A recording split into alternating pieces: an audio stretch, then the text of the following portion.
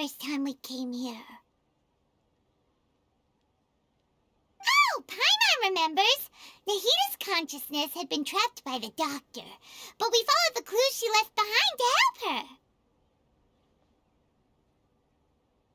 So much time has already passed since then, and it seems Sumeru's changing for the better now that Nahita's in charge, right?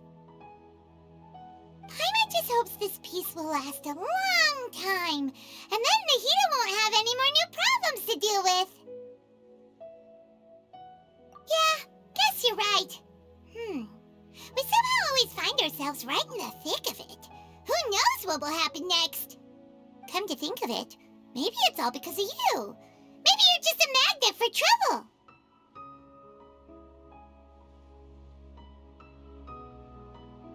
Huh? Me? Before Paimon ran into you, Paimon never ran into any trouble. At most, when she was super tired, Paimon got caught in some strange whirlpool and sucked out into sea.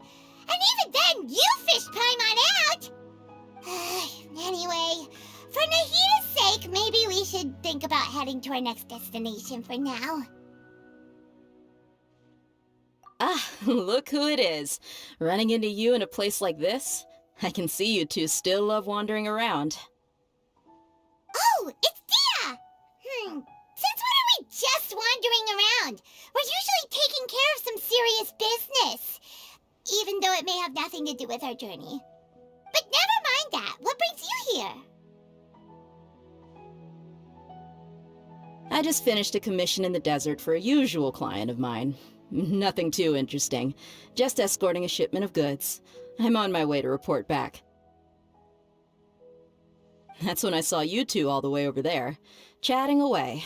What were you two talking about anyway?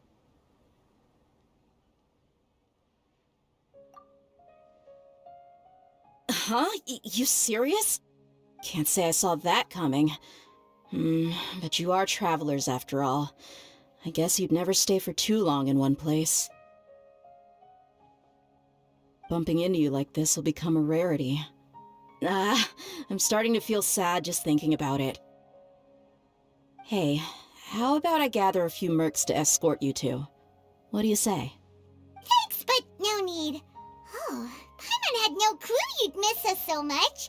But don't worry, we'll come back to see everyone when we get a chance. Sounds good.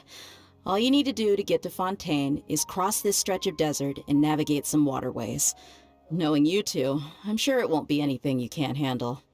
So, when are you leaving?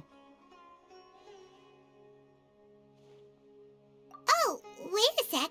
Paimon just remembered there are still a few dishes in Sumeru that Paimon hasn't tried yet. Now, where's that list Paimon made?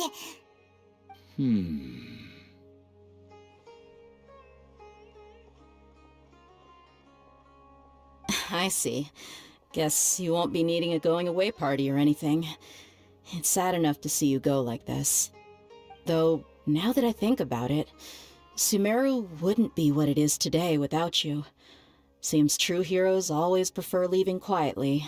By the way, should we go say bye to Nahita?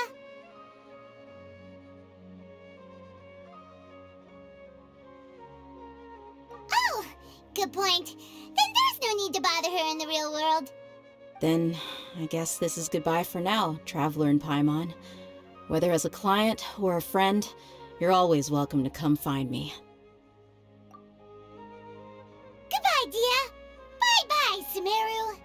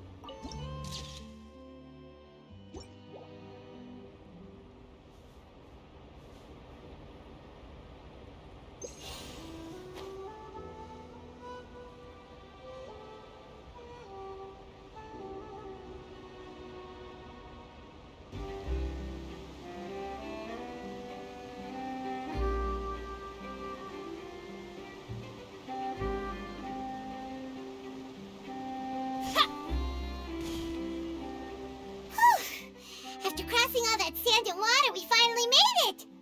Oh, this must be Fontaine's port. Wow, everything looks so advanced in Fontaine.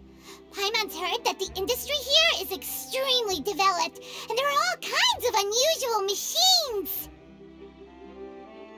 Just seeing the sights as a tourist is nice, but maybe it would be better if we found something to do. What do you think? Good idea! Nahida gave us loads of useful information. Seeking out the Seven is probably still our best source for information at this point. Yeah, the more we can learn, the better. So, what do you think the Hydro Archon's like? Will we get along? Nahida said that she has a very unique personality, whatever that means. To learn about a nation's god, start with the nation's people. There seems to be some locals talking over there. Let's go see if we can join the party.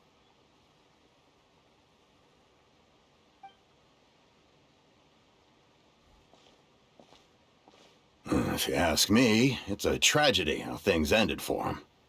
Clearly, he was a pretty decent person. Yeah, I didn't expect that kind of ending for him.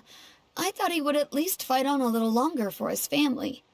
I was expecting a sudden plot twist, but it's a pity that it never happened. Still, his story is quite the tearjerker.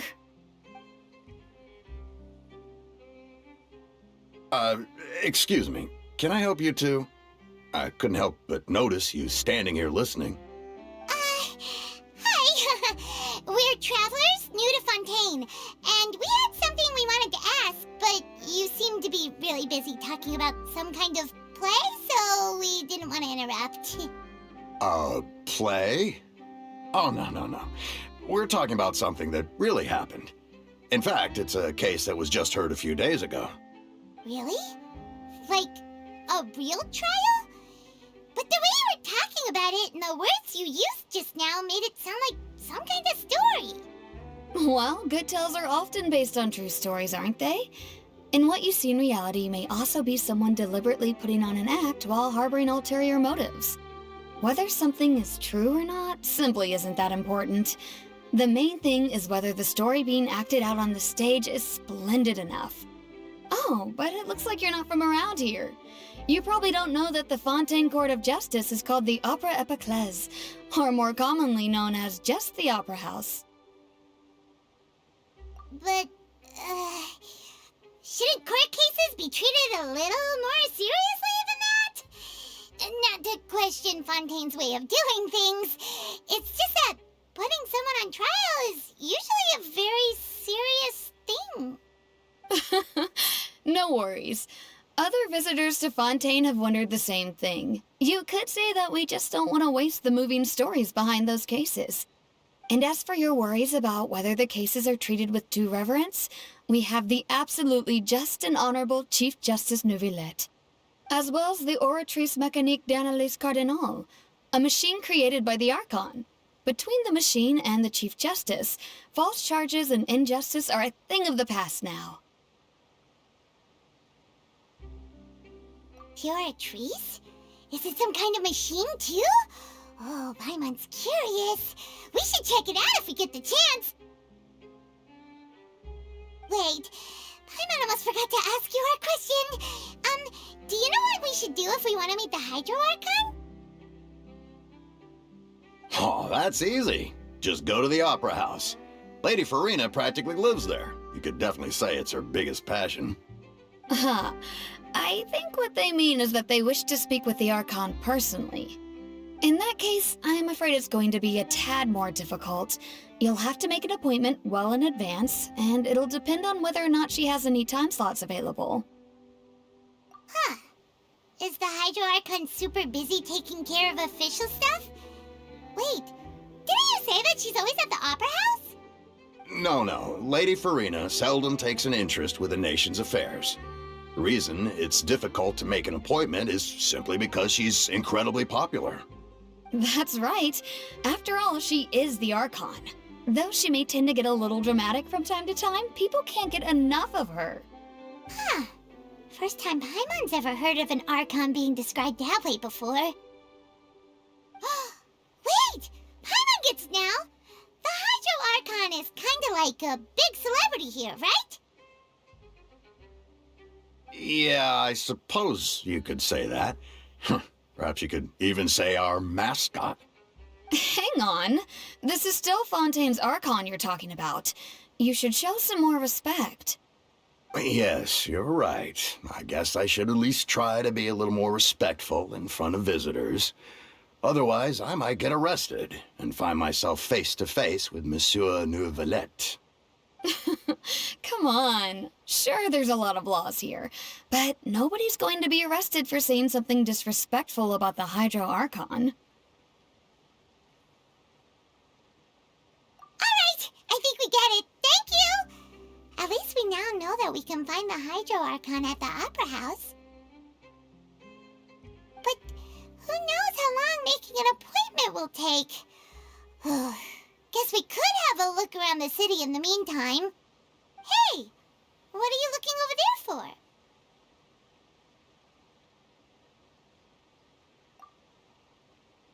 Huh.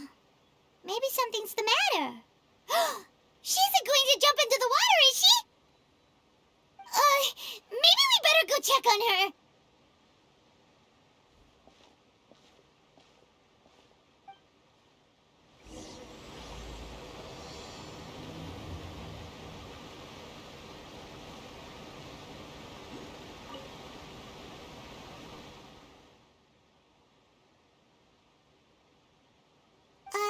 Hello there. Excuse me. Are you alright? Huh? I'm fine. Thanks. Oh, okay then. We just noticed that you seem to be worried about something. About many things, actually. But there's nothing I can do but just keep my troubles to myself. I was just reminiscing about a place my brother and I would play when we were kids. It was just atop that hill over there. See? You're pointing at the sea. Wait, are you saying that you and your brother lived in the water? No, people call the waters around Fontaine a sea. It's actually just an inland lake that's filled with fresh water. And no, I can still see that hill clearly in my memories. Now it's been completely submerged. He would skip and jump, tossing sand in the wind. The sun shone brightly, and the air was filled with the scent of the sea. But now, the water is gradually swallowing our memories. It won't be long before it swallows us. Sorry. Paimon doesn't really get what you mean. I don't believe we've had the pleasure of meeting. Are you Lynette's new friends? Oh, and you are? Thanks for looking after my sister. She often comes here to reminisce about our childhood, that's all. There's no need for any concern. Oh, allow me to introduce myself. I'm Linny, and this is my sister Lynette. If I had to guess, I'd say you must be travelers from abroad. Nice to meet you. Paimon is Paimon, and this is the Traveler. We just arrived in Fontaine. We were just talking with your sister. Even though we didn't really get what she was saying. I see. It's unusual for Lynette to be so willing to talk with anyone. In fact, she seldom speaks at all. I'm usually the only one she ever talks to. Oh, really? Then you two are just like us. Paimon's always the one talking for some reason.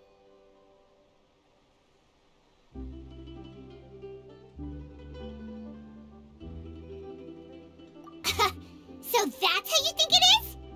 I also think my brother can be too talkative at times. Seems you were right, Paimon. We are quite similar.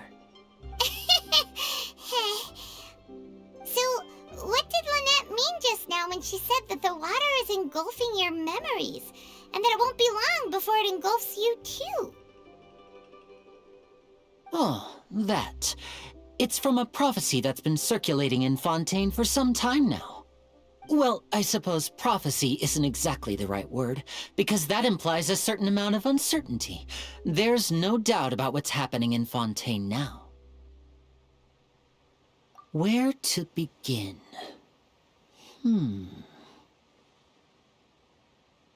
Let's put that question on hold for a moment. We still haven't formally greeted each other yet, have we? Did all the introductions earlier not count? Hello, traveler.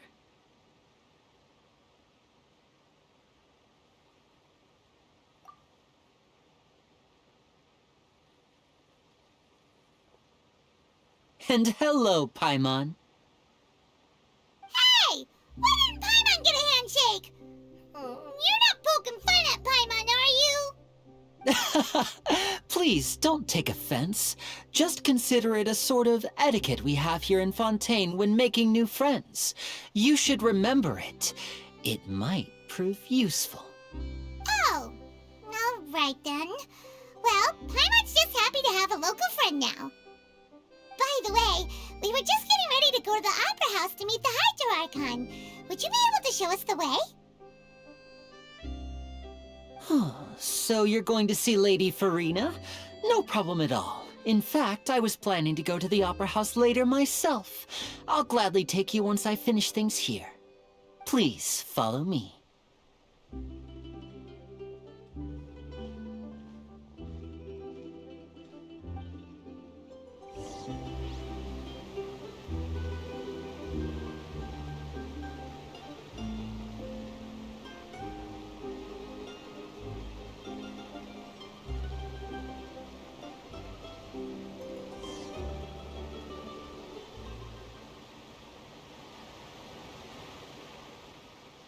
You said you were going to see Lady Farina? Well, it seems Lady Farina has come to see you.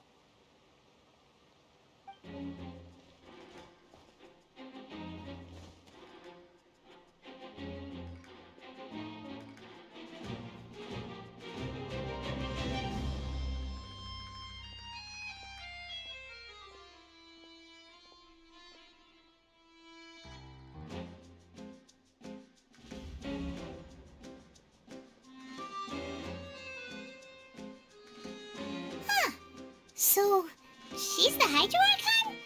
But how did she know we were looking for her? My dear people, rich and poor, those with cup in hand and those with nothing at all, raise your glasses in celebration!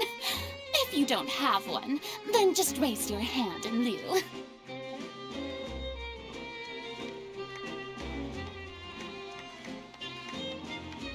As you can all see, two unfamiliar travelers have arrived in our nation. Come, let us make a toast in honor of this traveler and her companion who have journeyed here from distant lands.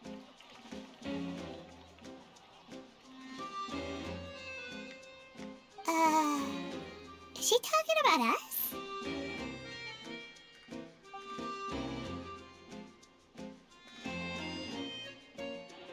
I've long heard of the turmoil and chaos you've left in your wake as you visited other nations, but I welcome you nevertheless.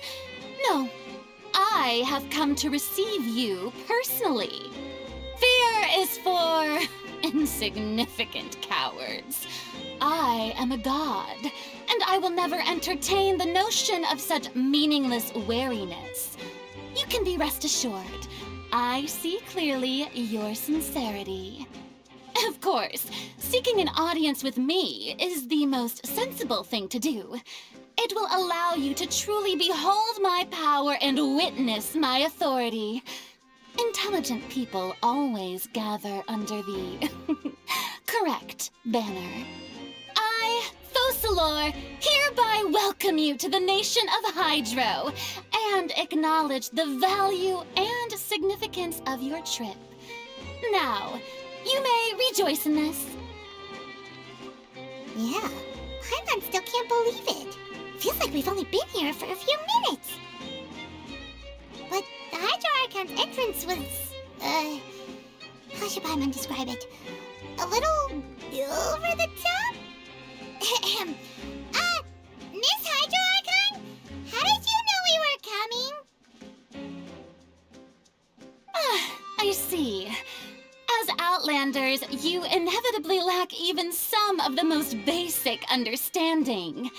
Don't forget that even the gods can be divided into the mediocre and the excellent.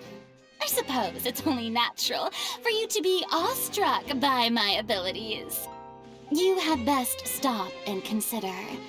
Do you really have the noble qualities and etiquette necessary to communicate with a god? All it takes is a flick of my finger for me to know everything about you. Whoa. Talk about sounding high and mighty. Oh? What's with these looks? Perhaps the welcoming ceremony still isn't enough? What else should I say then? Is she waiting for us to start talking? Wow, I didn't expect to see Lady Farina here. What a surprise! Wait, does this mean they're the legendary blonde traveler? How did I not notice before? Hey, what's all the commotion? Oh, is that Lady Farina? Is there some kind of drama going on? Of course. That's the blonde traveler, the one all those stories are about. Lady Farina came here to personally see her. Oh, I bet this is going to be the duel of the century. Ooh, I've got to see this. I knew Lady Farina would never disappoint.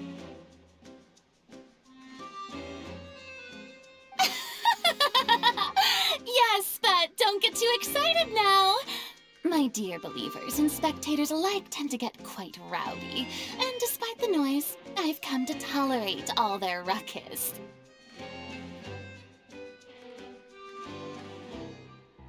You may consider this my reward to all of you. I have determined that there will be an epic duel between myself and this traveler from another land, just as you were hoping to see. Now she wants to fight? Aren't we getting a little ahead of ourselves?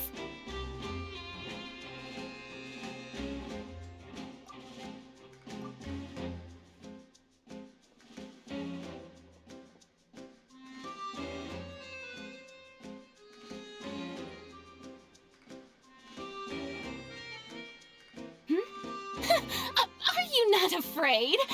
Might I remind you that this is a duel against the divine? What are you trying to do, traveler? Provoking a god in front of her people? Stand down, Clorend. I admire her bravery. Few have the courage to draw their sword against a god. She is obviously a true warrior. Unfortunately, people nowadays only crave to be thrilled, and a mere duel will not slake their thirst for excitement. Huh. Yeah, she's right. Just a duel wouldn't be all that interesting. On Araneus, criminals are always requesting duels to defend their honor. They're getting a bit old, to tell the truth. You see. Then, as the god of justice, I shall face this traveler in another kind of duel. A duel in court! Whoa, all right! Now that'll be worth seeing! Right. This is Fontaine, after all. Such a grand opera house, it would be a pity not to use it. Why do you care so much about the crowd's reactions? Seems you've spent a little too much time in the opera house. Besides, how exactly do you plan to have a duel in court? You mean you're going to put us on trial?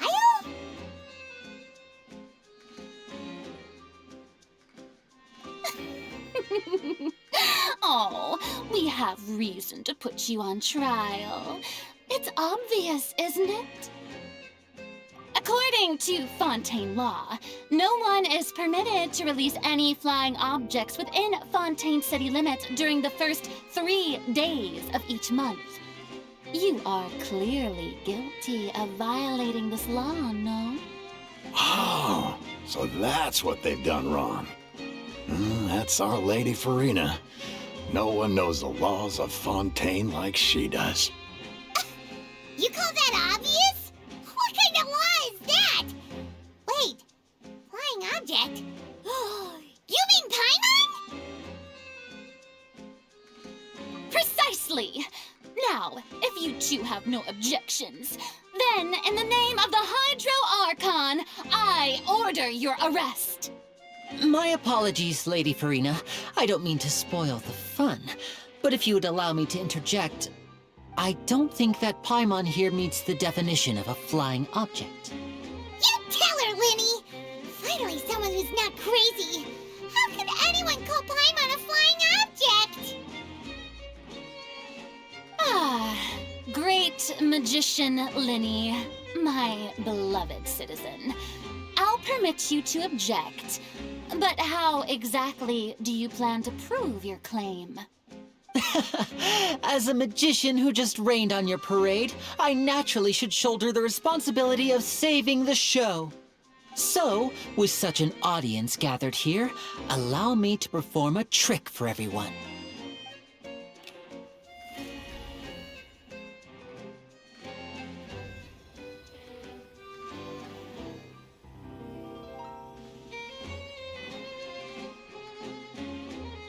Ta-da! What's that on Paimon's back? Hey, when did you do that?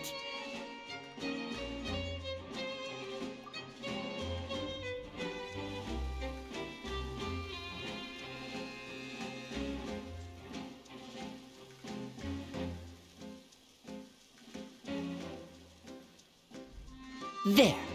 As you can all clearly see, Paimon should be classified as, well, something like a balloon. This rope has been in the Traveler's hand all along. It was just that no one could see it before. Huh? You call that magic? You've got to be joking. I thought it was pretty good. Nice one. Huh, I'm not sure what to think. It seems Lady Farina's charges no longer hold water.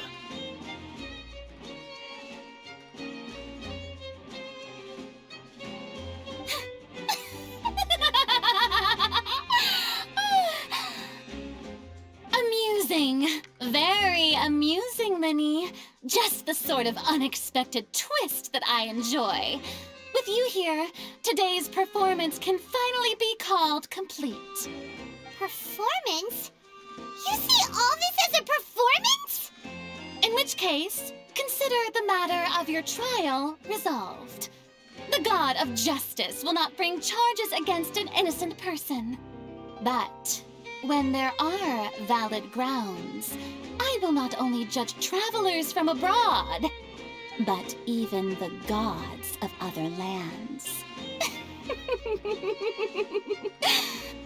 I look forward to seeing your upcoming performance at the Opera House, Mr. Linny and Miss Lynette. That's enough for now. Toodaloo!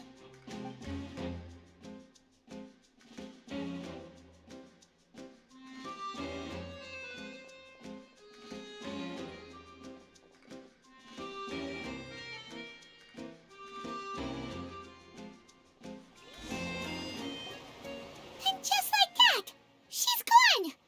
Well, that's the most unpredictable Archon Paimon's ever seen. We never even had a chance to ask her anything. But that's a problem for future Paimon. That whole scene just now was really... Don't mention it. I just happened to remember that there was such a law, so I did a little preparation, just in case. I didn't think it would actually come in handy. So, now do you see what kind of god Lady Farina is? She can be a bit confusing at times, but she is still amenable to reason. Anyway, Paimon had no idea you were a magician, Linny. It sounded like you'll be performing at the Opera House, right? I just know a few simple tricks I use to make a living. Lynette is my assistant. It will actually be my first time performing on the most prestigious stage in Fontaine, the Opera House. But isn't the Opera House where criminal trials are held in When there are no public trials being held, the Opera House hosts a variety of other performances. To the people of Fontaine, the line between a trial and a performance can be a little blurred. And speaking of performances, I would be remiss to forego this opportunity gifted by fate. Might I invite the two of you to see my performance? My brother's always excited to make new friends. Oh, sure. We don't really have anything to do now, and we wanted to go to the Opera House anyway.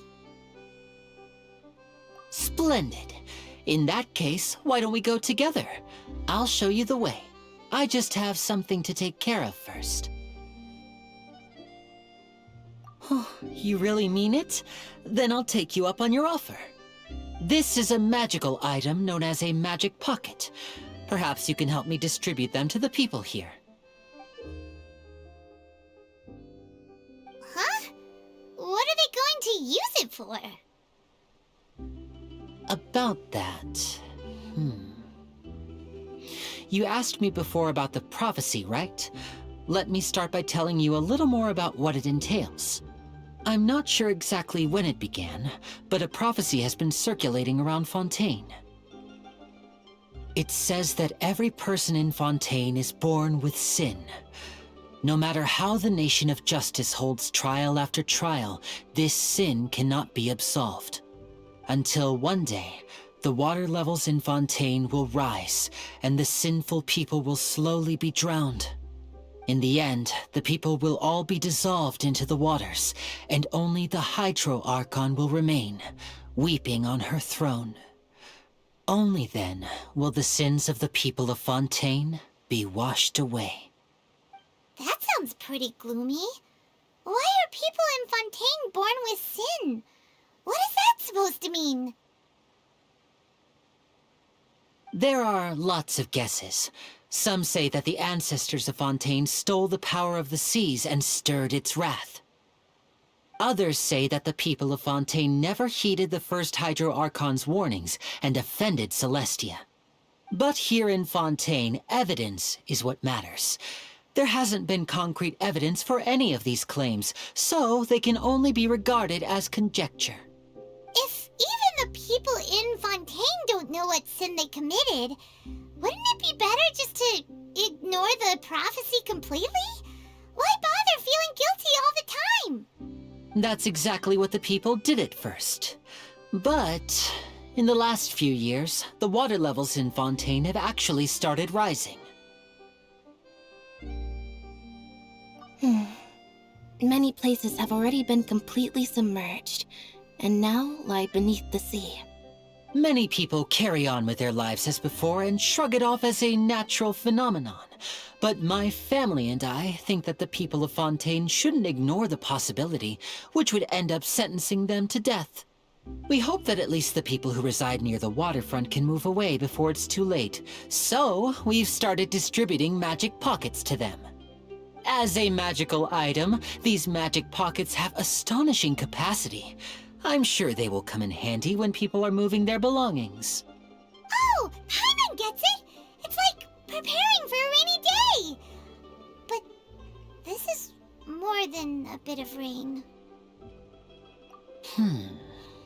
Perhaps only absolute power could ever contend with such a catastrophe. But who knows? We're just tiny specks in the grand scheme of things.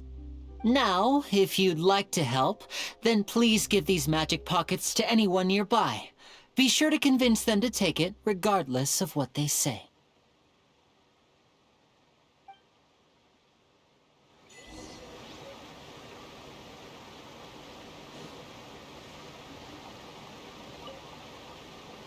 What's this? So you also believe in the prophecy. Keep it. I won't have any use for it. What? You mean you don't believe in the prophecy? No, I believe in the prophecy. But I also believe in another story. The story says that people once lived in the ocean. They were one with the ocean and couldn't live apart from it. But as time wore on, people desired to live on land and developed blood vessels, encapsulating the sea within their bodies. Thus could people set foot on land. So, if you ask me, when the water rises and takes us all, it'll be like we're going home. Oh, we hadn't heard that one before. But people can't live underwater. They'll die. You should probably still take it. All right, I'll take it. I guess I just feel that being dissolved into the water doesn't necessarily mean death.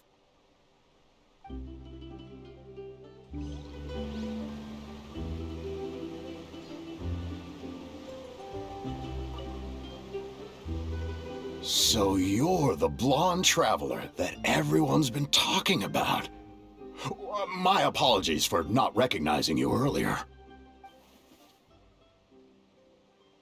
Oh, a magic pocket? Seems you really thought of everything. I guess it's better to prepare for the worst and hope for the best. Thanks. Please, also thank the magician on my behalf when you get the chance.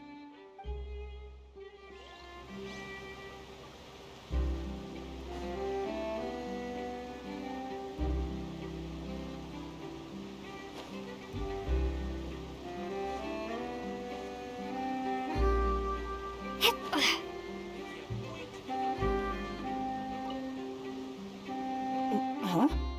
I don't want that thing. Way I see it, if the prophecy's true, it's still gonna be a long time before the water can cover everything. Life is all about living in the moment. What use is there in worrying about the future all the time? We'll cross that bridge when we get to it. You should still take it. You never know when it'll come in handy. Oh, all right, fine. Thanks. It's just that if I start moving, that means I've already given up on the life I have now. I'd really rather not.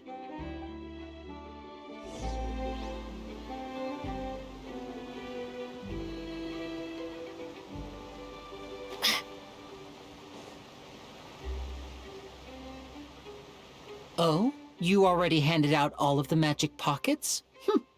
That was fast. So, what did people have to say? I bet you heard some, interesting opinions.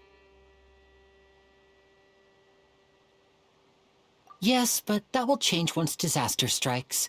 I know they'll change their minds, so it's only right to help them prepare. Is there anything else you need to do before we leave? Yes, one last thing. I have the magic pockets made by a workshop in the court of Fontaine. Since we're out and about, I was thinking about bringing him some more materials. So, you want to collect materials? Just tell us what the materials look like and we'll help. Many hands make light work. Oh, that would be much appreciated. We'll need some Romaritime flowers. I remember seeing them near the waterfront on the east side of the harbor.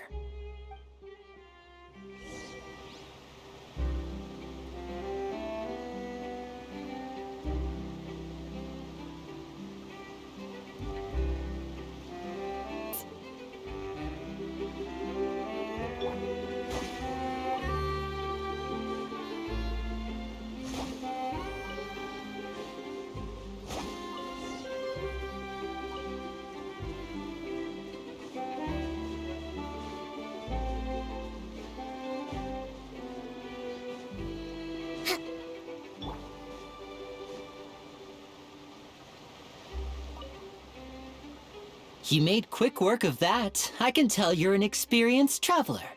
I've also finished collecting a few here. Maybe next time you'll feel like helping too, Lynette. No way. I'm in power-saving mode today. Otherwise, I fear I may not have any energy left for the performance at the Opera House. Fine.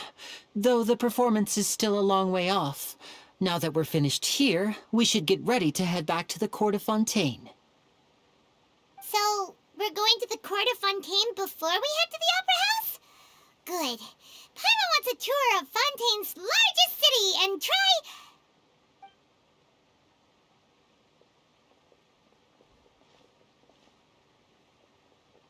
Wait, shh. Have you noticed that person over there?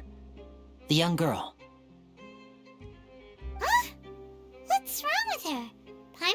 notice anything? She's obviously a thief. Magicians and thieves practice similar methods. We divert attention, and a distracted audience is one that won't discover what you're really doing. Watch her movements carefully.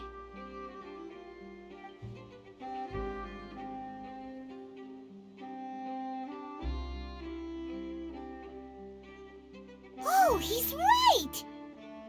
Shh, keep your voice down. We need to think of a way to catch her, but it seems she's very alert. Perhaps we should split up. You two can ride the lift over there and wait up top. I bet that'll be her escape route if she tries to run. All right, let's go.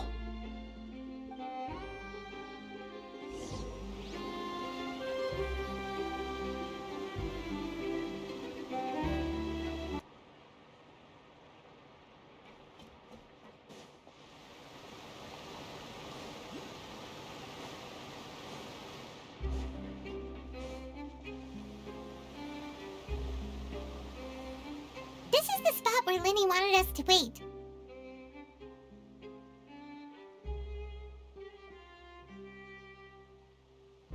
Oh, look!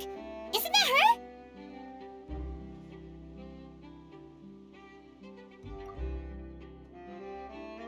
Oh no! Did she notice us? She started running the other direction! What should we do? Should we chase her?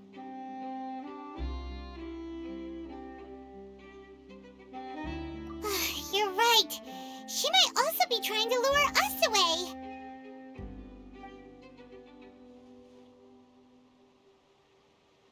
Nothing's happened for a while now. Paimon wonders if Lenny caught the thief. Yeah, let's go.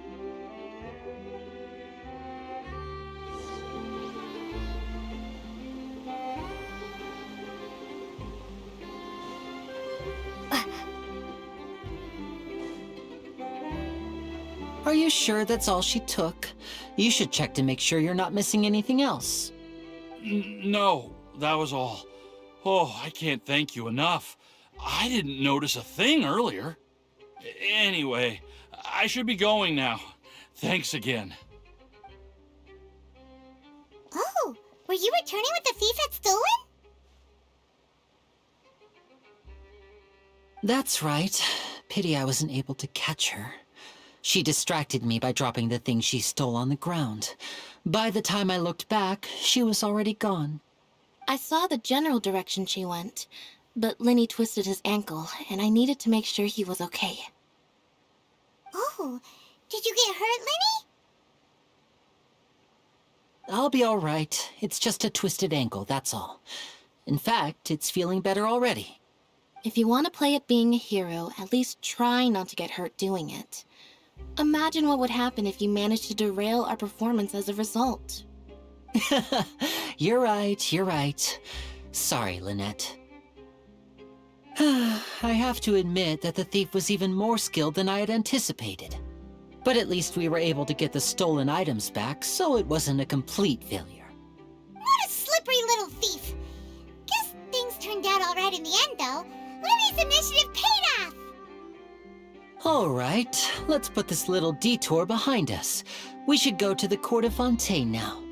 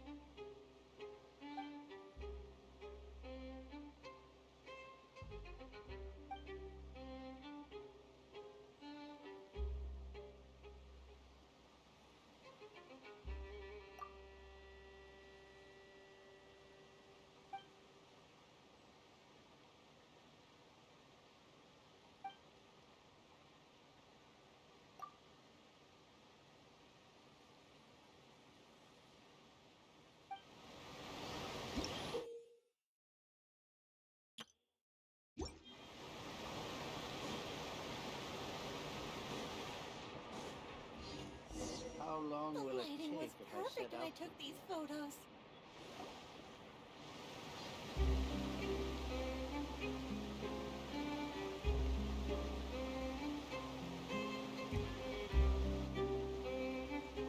So, we ride this thing to go into the city? What an ingenious way to get around!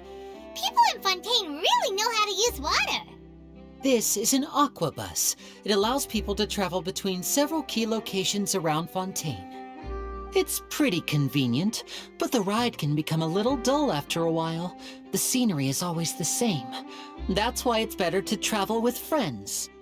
So you mean it's still boring even when I'm riding with you? No, that's not what I meant. It's just that, well, you don't really talk that much. Besides, it doesn't really feel like a real trip when it's just the two of us. It's the same as being at home. Whatever. Guess that's what it's like to be an older brother. It's about time for us to leave. Let's get on board.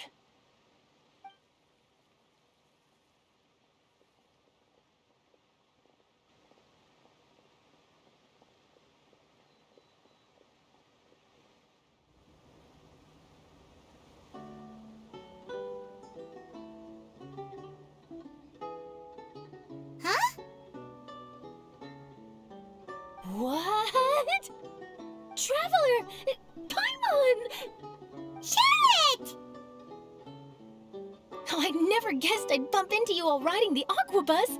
In the story of my life, this is big news. What are you doing in Fontaine? I didn't hear anything about you paying us a visit.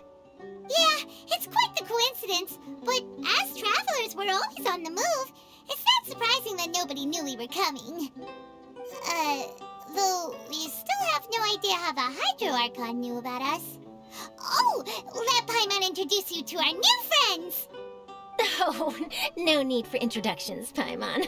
I would recognize the great magician Linny and his assistant Lynette anywhere. I wouldn't be much of a reporter if I didn't know who they were. It's a pleasure to meet you. I'm Charlotte, a reporter for the Steambird. Nice to meet you. From the Steambird, huh? We've often relied on your paper to promote our performances. It's an honor to meet you. Now that everyone knows each other, Fontaine suddenly doesn't feel like such an unfamiliar place. So, what have you been up to lately, Charlotte? Any big news?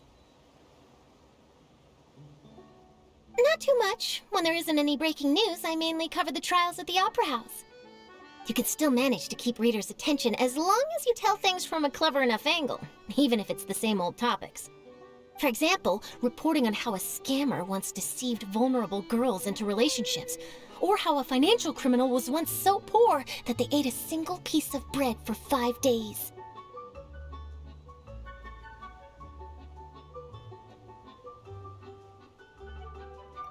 You're right. Seems you know me pretty well.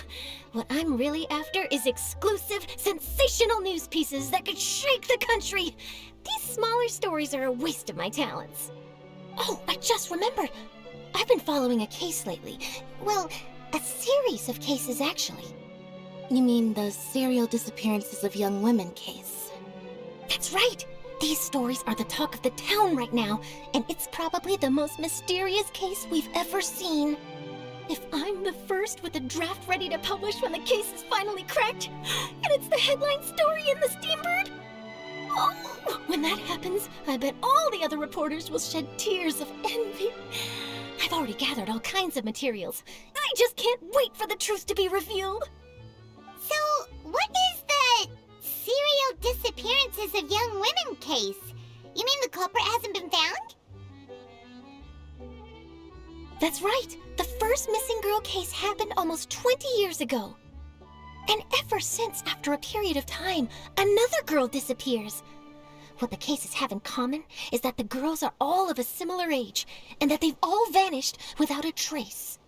But the scariest part is that to this day, none of the girls have ever been found. Many suspects have been arrested over the years in connection with this case, but shortly after each arrest, Another disappearance would always happen.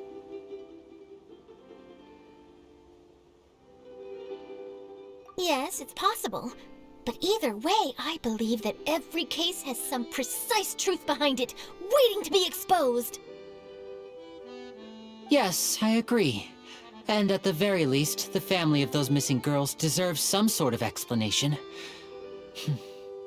I just imagined for a second what I would do if Lynette were to suddenly disappear. I'd pay any price to get her back, and then find a way to track down the culprit. Please don't imagine that, Lenny.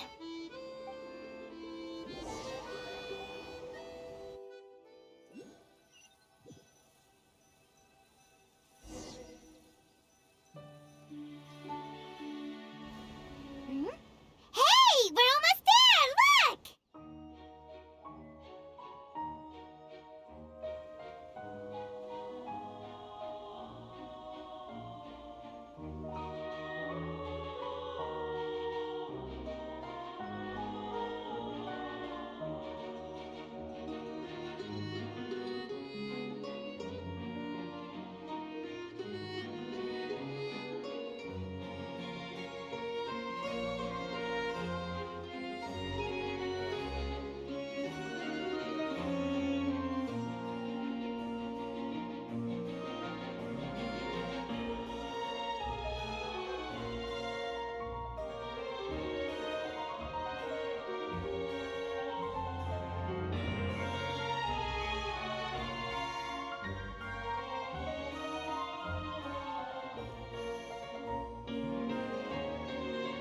Well, I really enjoyed chatting with you. Life should be full of pleasant little surprises like this.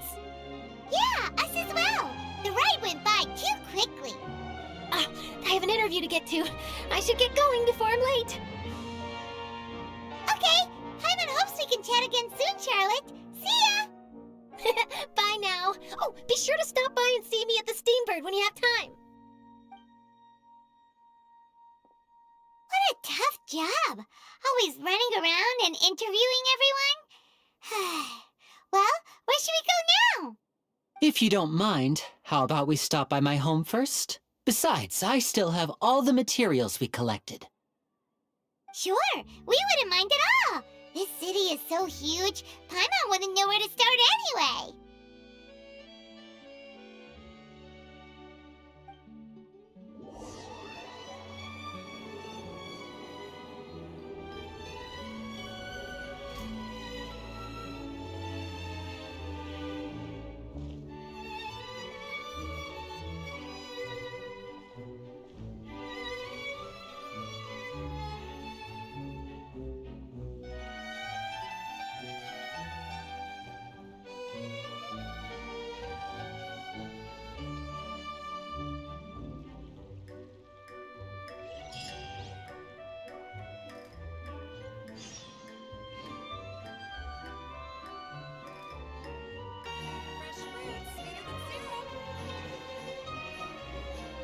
This is our current abode.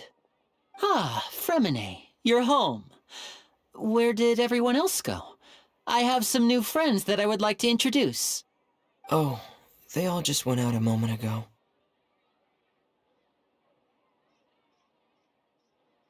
I see.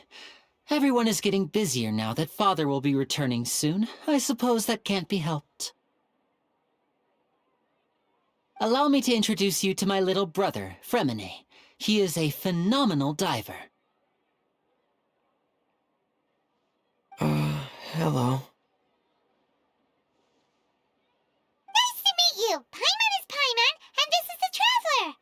Oh, you sound very proud to have a diver as a brother, Linny.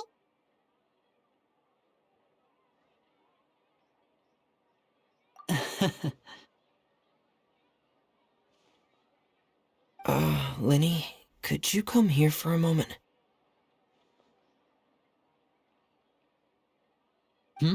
What is it, Fremine? Do you have something to tell me?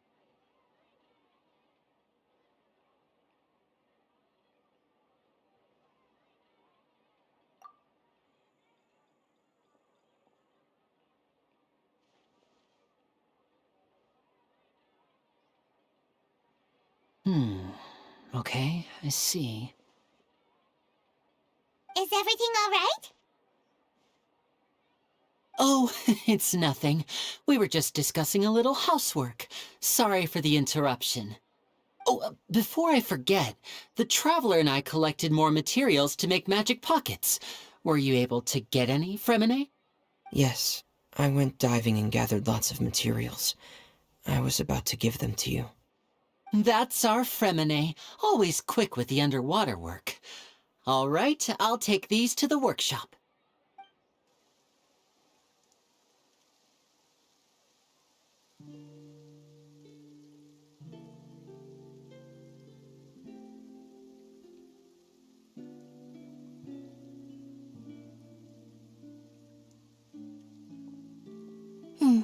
Looks like rain. Oh, you're right.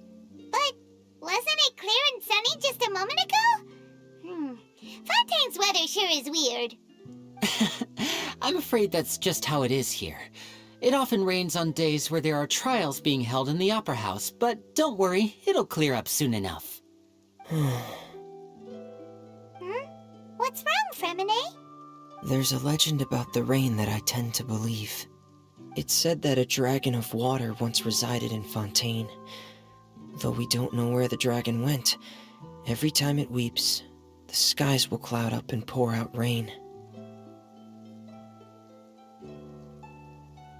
When I was a child, my mother told me that if I wanted to go outside and play, I should yell toward the sky at the top of my lungs. Hydro Dragon! Hydro Dragon! Don't cry! If it's an elemental dragon, then having the power to make it rain wouldn't be very unusual. Let Paimon try something. Hydro Dragon, don't cry!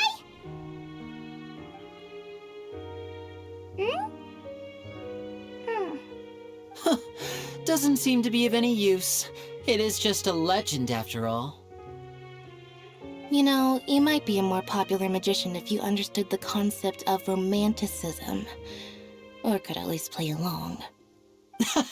Sorry, it might be because we've never met the Hydro Dragon. Perhaps it can't be comforted by the words of strangers.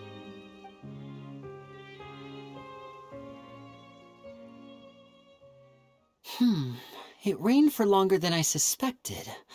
Oh, it's already getting late. Was there something you needed to do, Linny? Yeah, some preparations for the show at the Opera House. I need to find a way to catch the last aquabus of the day.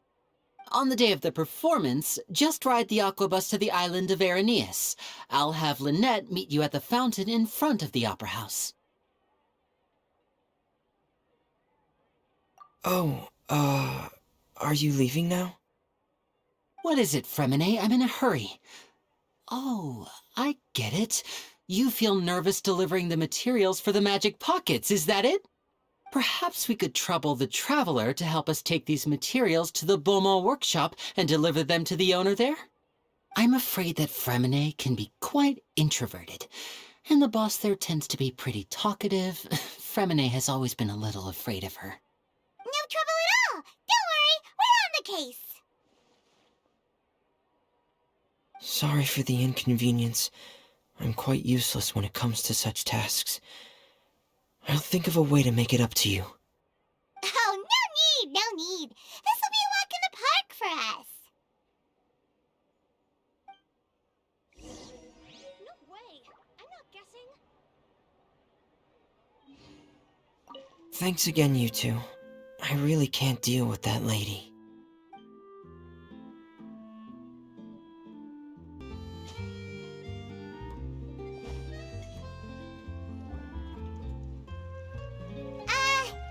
Hello? Is there anyone here? Oh, hello there. New customers? Looking to buy, or do you need something made? Or perhaps you're just looking for a chat with me. Oh no, we're just here to deliver some materials. Here they are. They're for making... what were they called again? Ah, these must be for magic pockets. I could tell right away. I've already made several orders worth now. No need. They've already prepaid several batches worth. When they told me what they'd be using them for, I even offered them a discount. But they insisted on paying the full amount, saying that I had a business to run. It seems both their hearts and their pockets are made of gold. Whoa! So, is Linny actually loaded? I can't say for sure, but who knows? Maybe there's good money to be made being a magician in Fontaine. Hey! Is this machine what you use to make stuff here? It looks really advanced. Why use your hands when a machine can do the work? It would be a waste not to use the latest technology, and wasting is a kind of crime. But where does a big machine like that get its power from? Well, it's a little complicated. I'm not sure I can put it in layman's terms for you. But basically, everything we usually use here in the city is powered by indemnitium. It's a type of energy that's produced from trials. Huh? How can trials produce energy? Well, I'm not completely sure of all the details myself, but basically, when a trial is in session, the Oratrice Mécanique d'Analyse Cardinale harvests people's belief in justice and converts it into energy to be used all around Fontaine. So that's what its other function is? Paimon heard that the Oratrice was created by the Archon to make judgments. But Paimon still doesn't get it. How could something unreliable like people's beliefs be turned into a stable power source for these machines? Oh, yeah! So that means the Hydro Archon relies on the machine to take the energy created by belief and turn it into power for all of Fontaine, right? Even though I've never heard anyone really put it that way before, it sounds like it makes sense. Besides indemnitium, we have another type of energy called pneumosia. It isn't produced by the power of the Archon, but it is unstable by nature.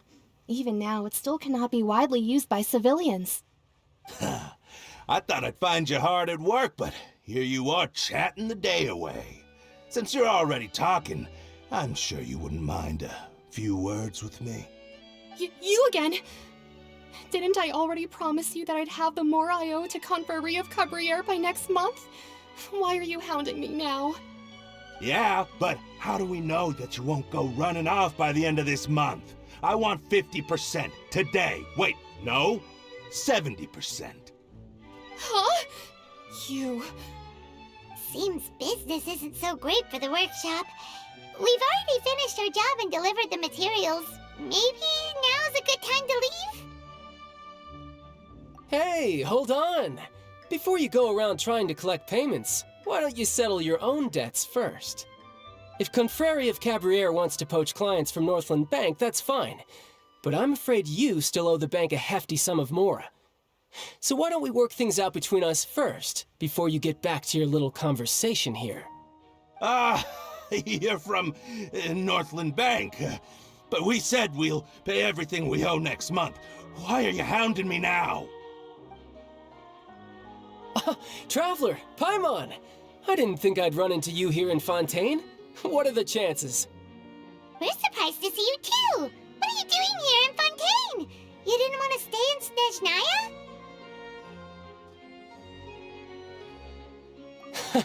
Long story short, I've already been in Fontaine for some time now, and honestly, things have been pretty boring. But it seems that fate brought our paths together today. Not only will I have some good friends here now, but ones who always seem to find trouble. Either way you look at it, it seems things are going to get a lot more interesting now. Pretty sure we'd want to avoid anything that you'd find interesting. Besides, our trip here has gone pretty well so far, right, Traveler? Hey, you, Northland Bank boy. Aren't you forgetting something? Don't interrupt. It's not often I run into the Traveler like this. Why don't you wait for me over there for a while? You kidding? Aren't you the one looking for us? You really expect us to sit and twiddle our thumbs while you catch up with your friends? Listen to me, boy. If you want your mora, fine. Why don't you come and take it? Hey, I just said not to interrupt. Oh, by the way, Traveler, the last time I took Tonya and Tooser ice fishing, Tooser said, Hey! That's way over the line! All right, boys, let's see who has to pay up now! Can you at least let me finish one sentence? Fine. Though the bank told me not to get rough with our clients. You're the ones who started it. This is an act of self-defense. You two will have to be my witnesses, okay? I'm sure this won't take long.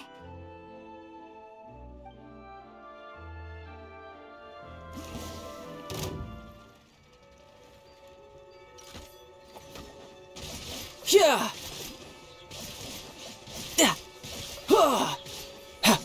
Yeah! Brace yourself! This is gonna hurt! Yeah! Yeah!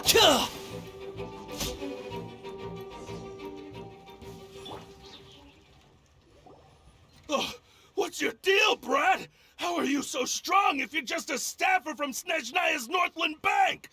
Wait, don't tell me you're... Oh, now you notice. It's a little late, don't you think? Just make sure you understand that you don't mess with Northland Bank. Got it?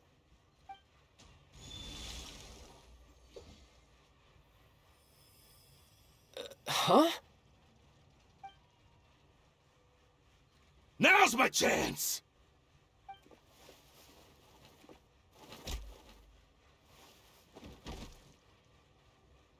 Huh. That was weird.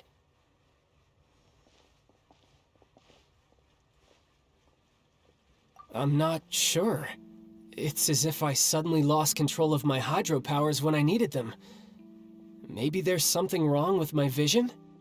Strange. How could that happen? First time Paimon's ever heard of someone losing control of their vision. Never mind. It doesn't matter. If I want to stay sharp, I shouldn't be relying too much on my vision anyway. Besides, I always have my delusion in case I need it.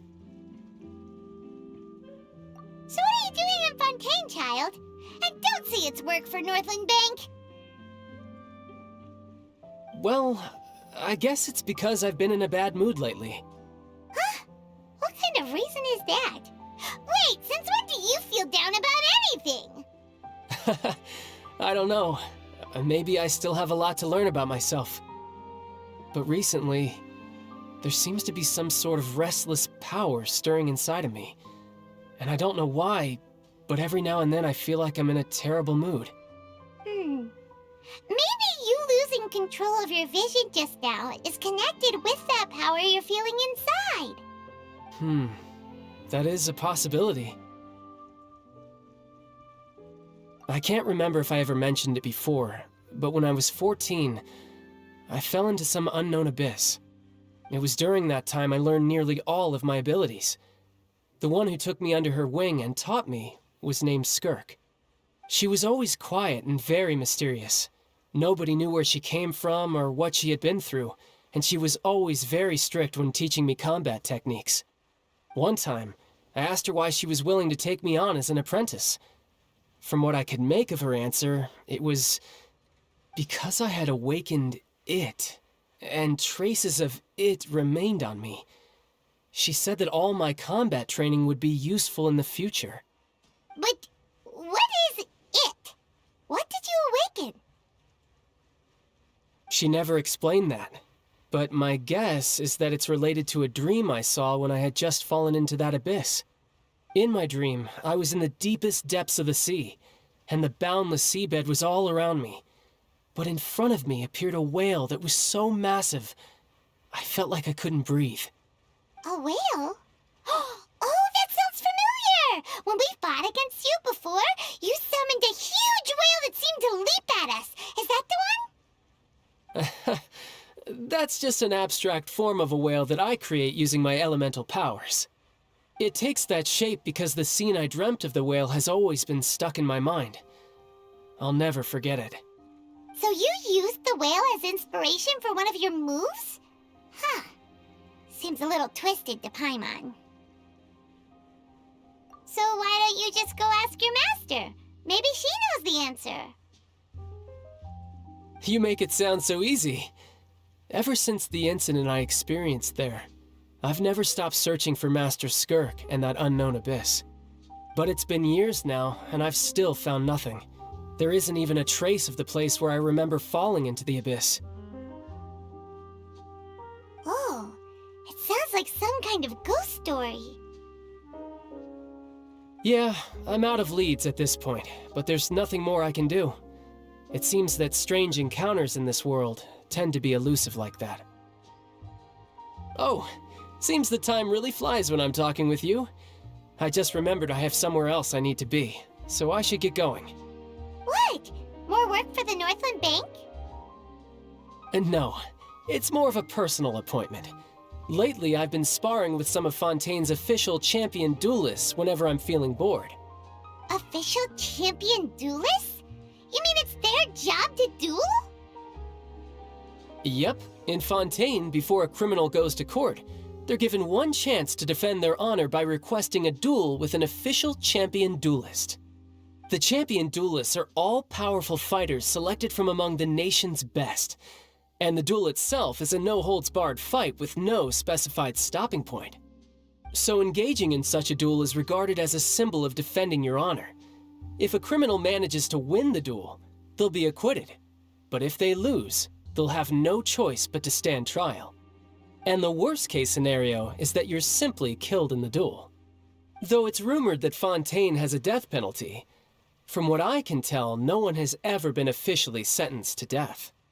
So really, the only people who opt to duel are those who have suffered a grave injustice in being accused, or those who greatly value their honor.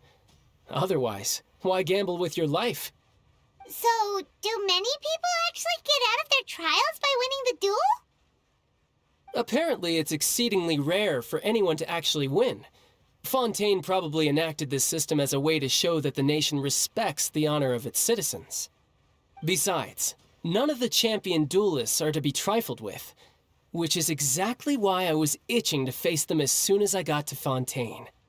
Apparently, the one I'm meeting today, Clorinde, is the strongest of the champion duelists. I had been asking her for some time before she finally agreed to face me today. Well, that's child for ya. Paimon feels like we heard that name somewhere before. Clorinde. Huh. Oh, before I forget, I want you to have this. Huh? Your vision? You're seriously just giving it away? I'm just worried that it could become uncontrollable again. I'd be pretty upset if it got in the way of my duel, so I think I'll be better off without it for now. Besides, I just need you to hold on to it for a short while. I'll come retrieve it when I have some time later. Paimon knows what you're up to. You just want an excuse to come talk to us again, don't you? Whatever gave you that idea? I'll be in touch later.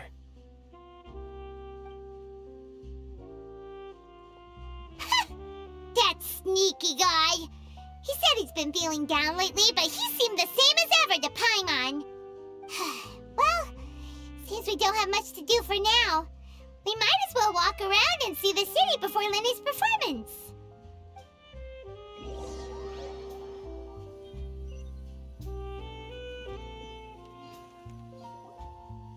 Wow! Who could have seen that coming?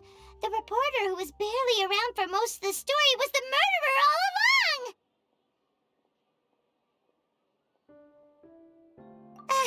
Sorry. Paimon was just surprised, that's all. Whew. Paimon never saw that twist coming.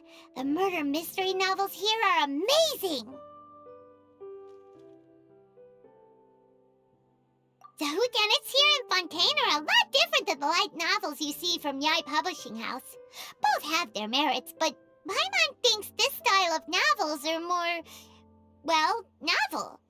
It's so exciting to reach the moment when the mystery is uncovered, especially in the one Paimon was just reading. You should buy a copy and read it too. Oh, sorry about that. Paimon will be more careful next time. Hey, shouldn't we be heading to the Opera House to see Lenny's performance soon? It's almost time for the show to start, so we should get going. Lenny said that the opera house is on Aranias, so let's go ride the aquabus!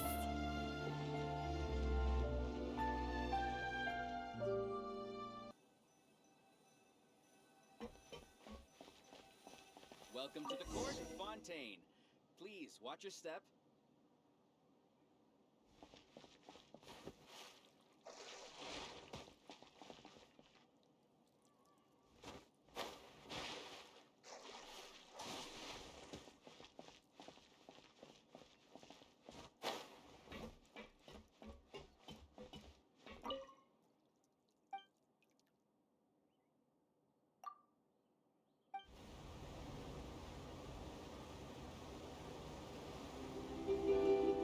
I am Elfan.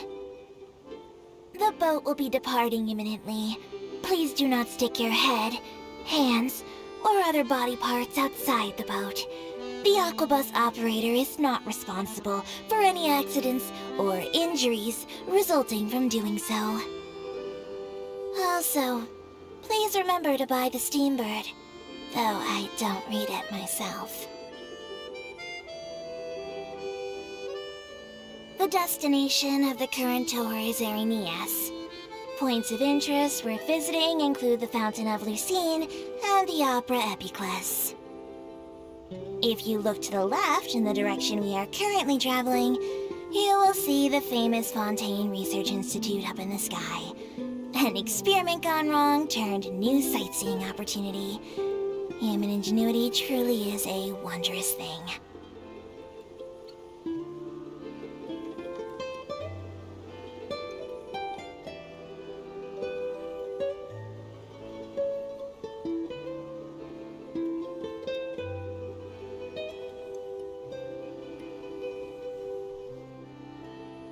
Please be sure to bring all your personal belongings with you as you disembark. Even though I will take any forgotten items to the lost and found, the paperwork is rather annoying, as Melusine hands are not suitable for grasping pens. Please be careful when disembarking. It has been my honor to be your tour guide this trip. Thank you.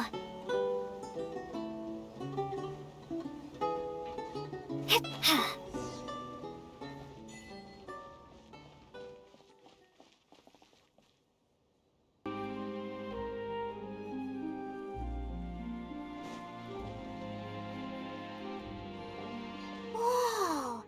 Now this is fancy! The Opera Epiclese! What a place to hold a performance! No wonder Linny and Lynette were looking forward to it. Huh. Looks like there's a lot of people standing around the fountain up ahead. Oh, Archon, please bless us with a bright and healthy child. We pray. I don't know why you always feel the need to ask so much. I'll be happy as long as our child is healthy and lives a peaceful life. I guess if they're our kid, then there's no doubt they'll turn out smart. Maybe this is one of the customs in Fontaine. There sure are a lot of couples here. Vache. What's wrong? Vache. Vache.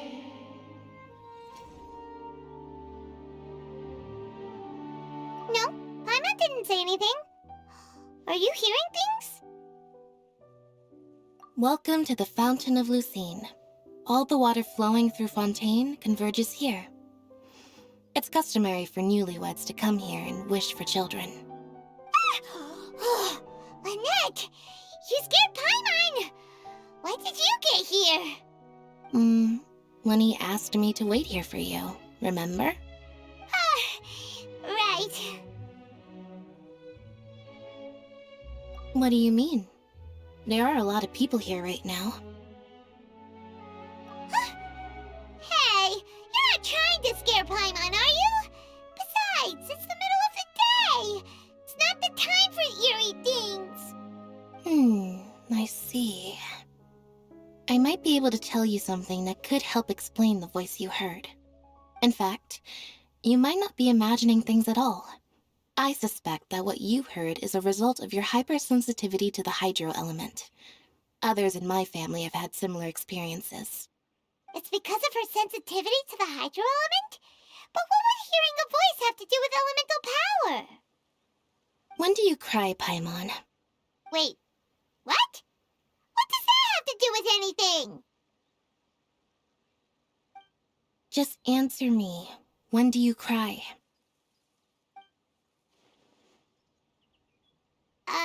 When Paimon's really sad? Oh, and when Paimon's super happy. Oh, and also when Paimon's really, really scared. Then you should understand that tears contain your most intense emotions. Like I just mentioned, the Fountain of Lucine is where all the flowing water in Fontaine converges. Even the tears that fall to the ground will eventually gather here. So maybe what you heard was the intense emotion coming from someone's tears. So, what did the voice say? Huh. If you are hearing their emotions, then Paimon wonders what happened to them. Rather than worrying about them, we should worry about my brother first. Don't let that calm look of his fool you. He tends to get pretty nervous just before a performance. So chatting with Linny might help him relax a little before he goes on stage. Oh, right. That makes sense. Let's go in and see Linny.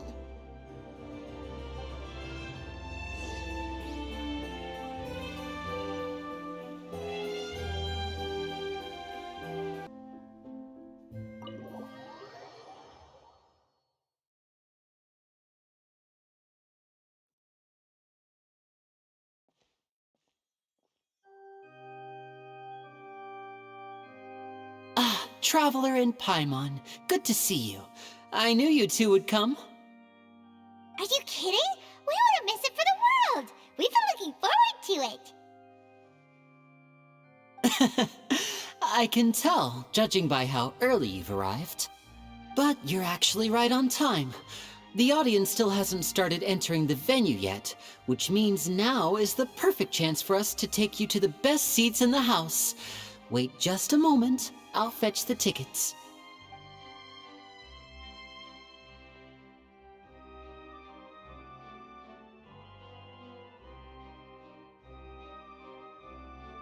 The Opera House has assigned seating, so you always have to make reservations. I've already reserved your seats, and here are your tickets. Ooh, front row seats! Thanks, Linny! Don't mention it. There's no need to keep thanking me. Hey, Linny! Could you come over here and take a look at this? Oh, I'll be right there. Seems there's an issue with the stage props over there. That's Cal, my assistant, calling me. I'll go lend him a hand. Yeah, we'll just go to our seats. You go ahead, Linny.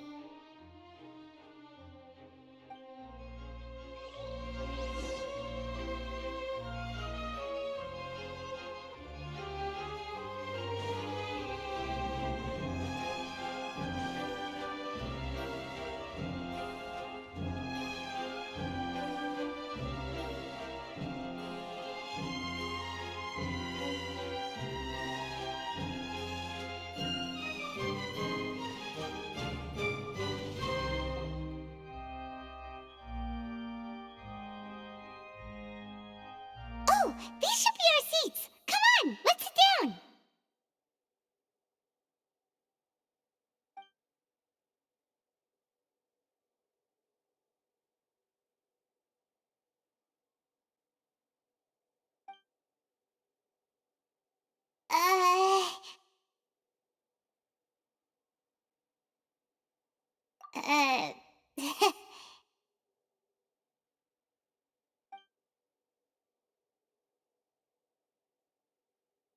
Hey, Traveler. Maybe we should strike up a conversation with the person next to us. Since we're sitting together and the rest of the place is practically empty still, it's kinda awkward if we don't say anything. Ah, you little... Of course you put this on Paimon. Excuse me, I did not realize you felt awkward. I am terribly sorry. I would be perfectly happy to chat with you if that is what you would like. Oh, So you heard all of that, did ya? Boy, you sure have good ears. Paimon thought she was keeping her voice down. Wait, that's not it, Paimon's. Sorry. Paimon's the one who was being rude, talking under her breath like that. So, let's talk, but, what should we talk about? Oh, Paimon's got it. You're also here early and sitting in the front. Are you a friend of Linny's too? A friend, you say? Well, if Mr. Linny would like to be my friend, I would be more than happy to reciprocate. Oh, so you're not friends with Linny then? Oh, this is getting more awkward by the second. Paimon nearly forgot to make her introduction. Nice to meet you. Paimon is Paimon, and this is the Traveler. We just arrived in Fontaine. It is an honor to meet you two. I have heard of your deeds across Tevat. And as required by proper etiquette, I will also introduce myself. I am... Oh, Monsieur Nervillet, what an honor it is to have you here to see my show. Ah, Mr. Linny. I should say it is in fact an honor for me to see your performance in person. Wait, Nervillet? Could he be... I saw you all chatting just now, but it seems you still don't know who Monsieur Nervillet is. Allow me to introduce you to Fontaine's Chief Justice. That seat is always reserved for him. It wouldn't be too much to say that he's the symbol of justice and honesty here in Fontaine. Whoa! Sorry for being so rude just now. Paimon had no idea you were such an important person. No offense taken. Being Chief Justice is merely what I do for work. Nearly every person has their usual reserved seat, so I'm not so special, really. And by the way, I should probably let you know, even though I would prefer not to. There's someone sitting up there in the VIP seats that has been striking a pose for quite a while now. I believe she is trying to give you a most elegant and impressive first impression. So I think you should take notice of her sooner rather than later, otherwise she may become flustered.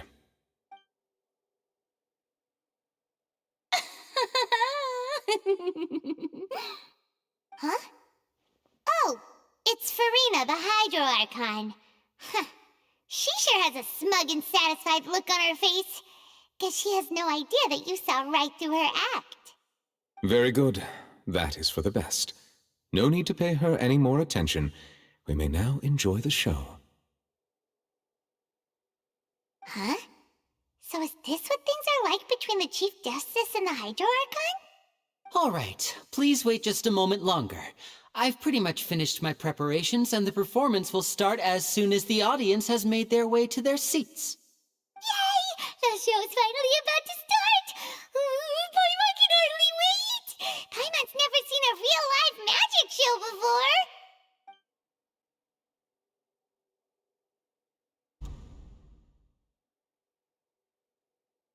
Oh! They're dimming the lights! The show must be starting!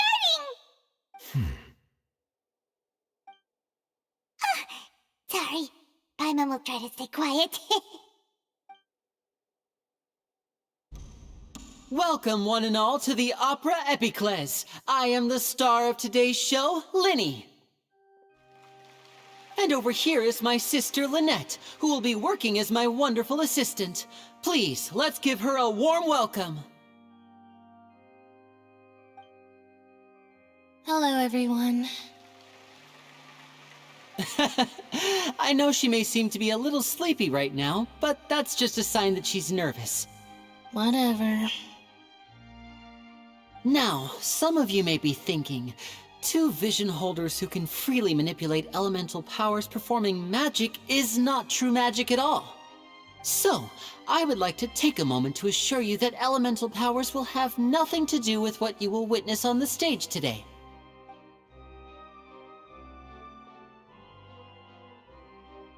Both Lynette and myself have removed our visions for the show. That way, even the gods won't be able to help us. Oh, good point. That's what makes the show real magic. Now, without further ado, let the show begin. Lynette will now exit the stage to make some preparations. I know you might miss her, but don't worry, she'll be coming right back on stage momentarily. Perhaps in an unexpected way. I'm sure she'll be stealing the spotlight soon enough. Oh, and before I forget, there's one more thing I should say. You never know what can happen in the blink of an eye. A magician's greatest skill is making things disappear or appear. The possibilities are endless.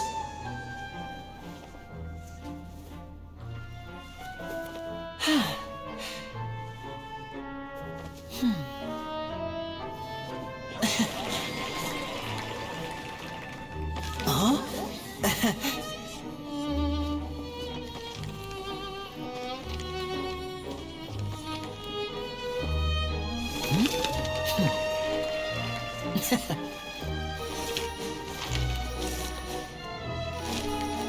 But this isn't what you came for. These little tricks, you've seen them all before. So it's time for something truly extraordinary, don't you think? This one's a little tricky.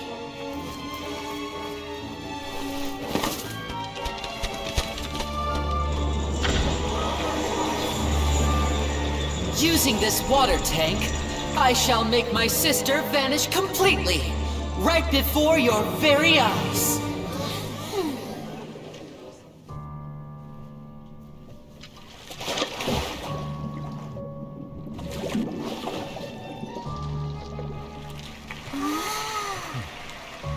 It's actually quite simple. She'll just turn into air bubbles and float right out of the top.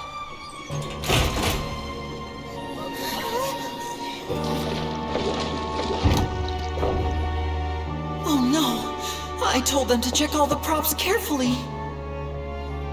With the lid on, even air can't escape. An amateur magician would be getting very nervous right around now. Luckily, it's me on stage, so let me show you what a true virtuoso can do.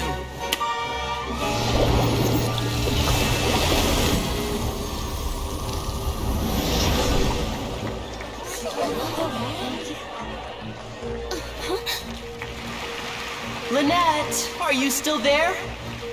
Don't go too far. We don't want to use up all our magic. Hi, I'm back. Huh?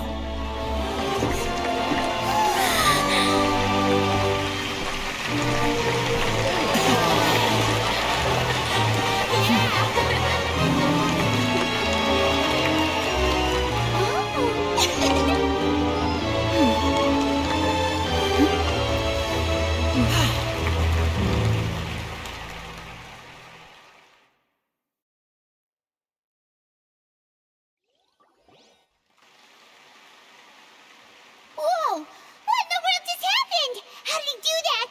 Paimon didn't see him do anything! Wasn't Lynette inside the water tank? How did she disappear and then reappear out of nowhere?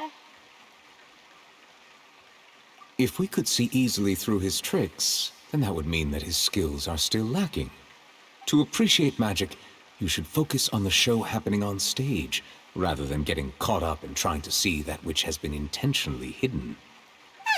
Guess you're right. Paimon couldn't believe her eyes when Lynette reappeared. Amazing! Thank you everyone. I'm glad you enjoyed that performance.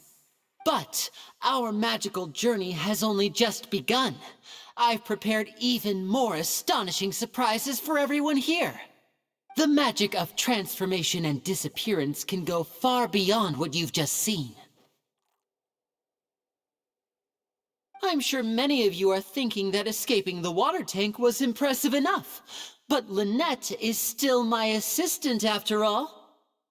In which case, I have ample time to make all necessary preparations. So, for my next trick, I will require the participation of one lucky audience member. Please, if my assistants could bring out the magical boxes now. There are 2 boxes and only 2 boxes. One is here, and one is there in the aisle among the audience. I'm sure many of our clever audience members have already guessed our next magic trick. A swap! Our lucky audience member and I will each enter a magic box. After 1 minute, we will each emerge from the opposite box.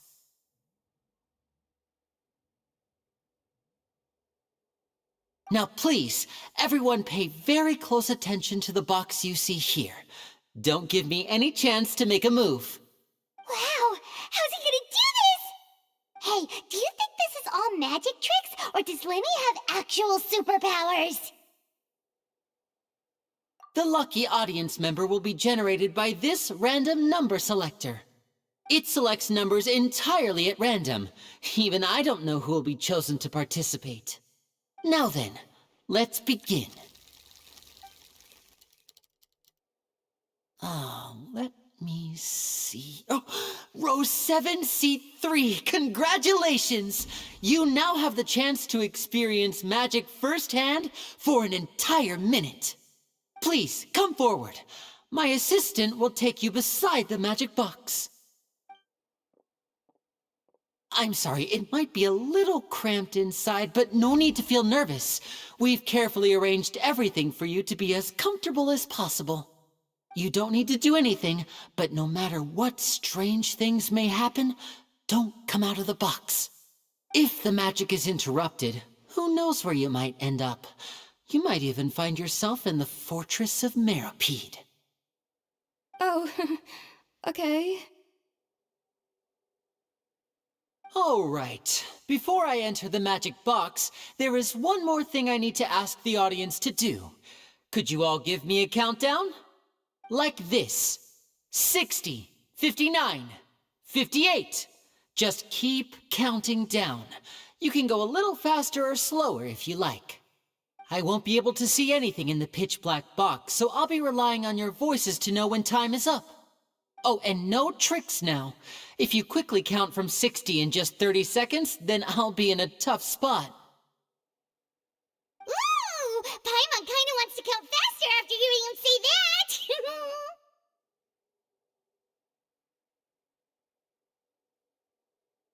No, that won't do. I can see it in your eyes. You still can't be trusted. Let's practice together. Come on, repeat after me. 60, 59, 58. 60, 59, 58! That's right, perfect. Keep it going. All right, I'll see you all on the other side once you've finished counting.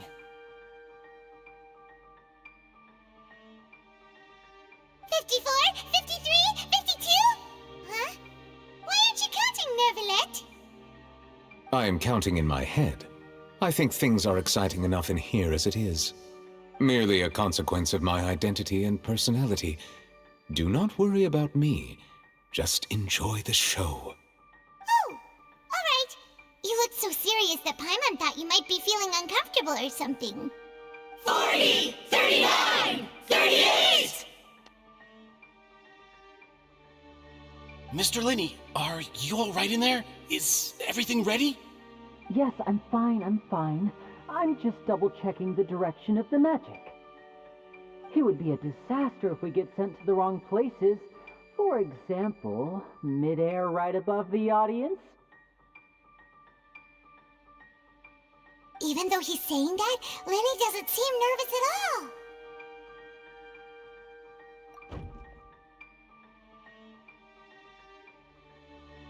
Ah! What was that noise? Did you hear it too? Not sure. Anyway, it doesn't seem like anyone's worried about it. 25! 24! 23! What's wrong, Mr. Linney? I can still hear you moving in there. I seem to have accidentally knocked over a decoration. I'm trying to fix it, but it's pitch black in here. I can't tell left from right. Never mind the decorations. There's no time for that. The show is what's important. No, that's unacceptable. I want my show to be perfect. Don't worry, we still have 20 seconds. Hear them counting? 19! 18! 17! it seems things aren't quite going as planned. I apologize, everyone. It feels like you're all starting to count faster, but that's all right. I know it can be tiring to do such a long countdown. 10 seconds and change is still plenty of time. 10! Almost there now. Whew. Swapping two people is harder work than you might think. Even a master magician like me can't guarantee I'll get it right the first time. Hey, wait! Is this the back one? I can't tell. They both look the same inside. Huh? No, that's not it. I'll try again. 7! Hey, slow down! Honestly! 5! 4! 3! Whoops! That doesn't count! 0!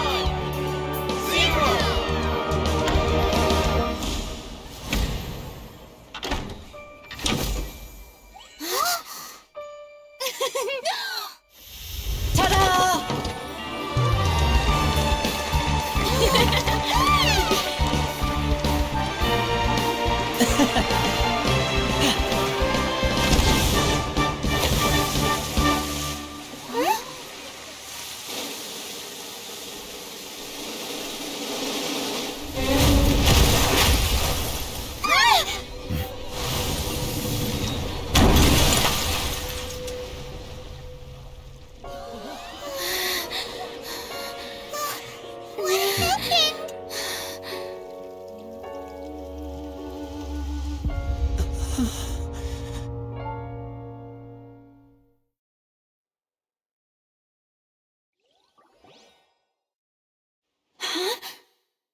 Is this part of the show?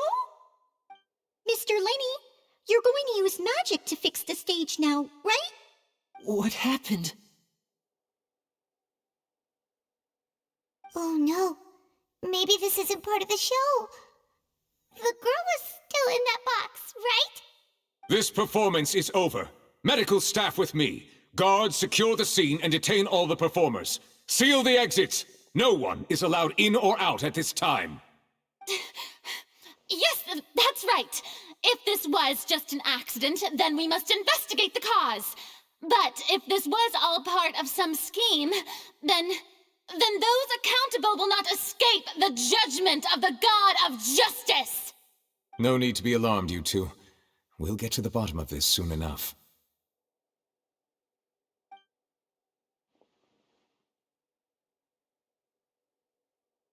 Unfortunately, the person who is in the magic box has been pronounced dead. His name was Cowell, one of the assistants in Linny's magic troupe.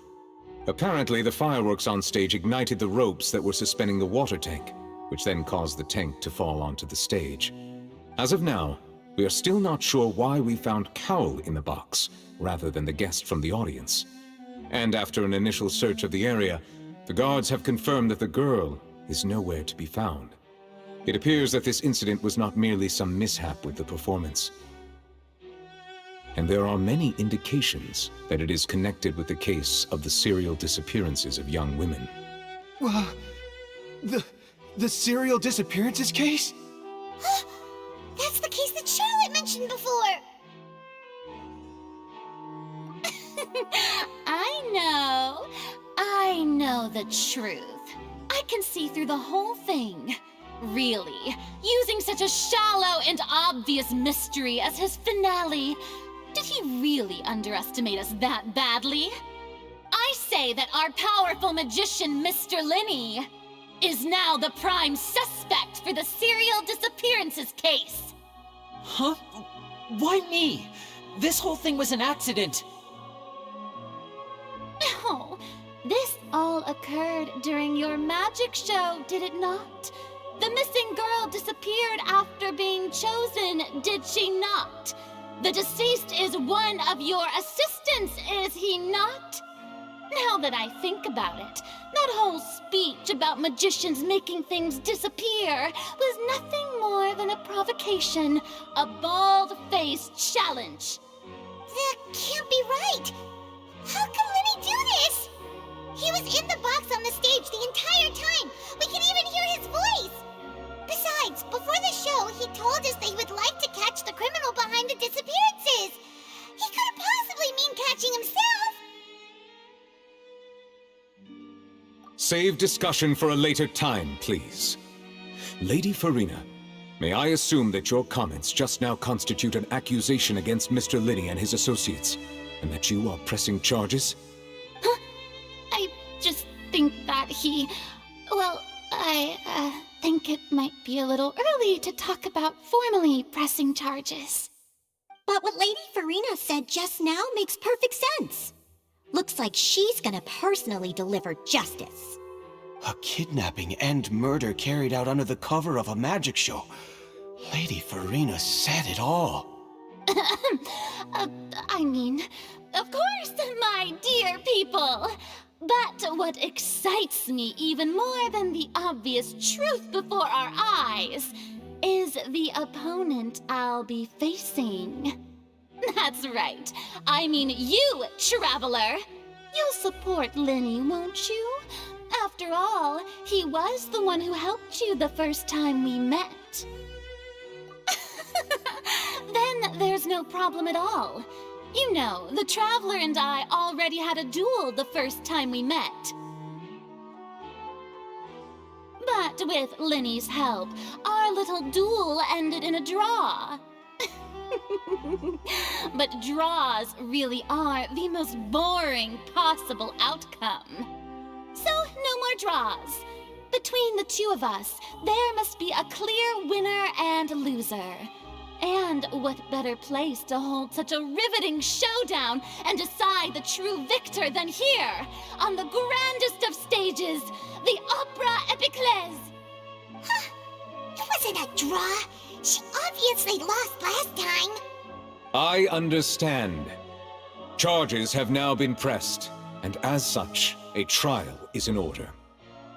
Well, Traveler, seems Lady Farina has set you in her sights.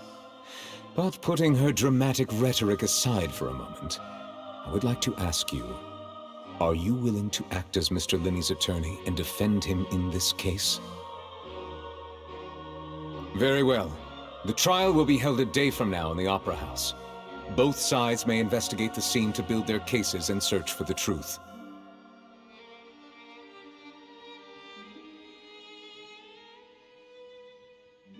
Linney and his troupe are all potential suspects, and shall remain within the Opera House.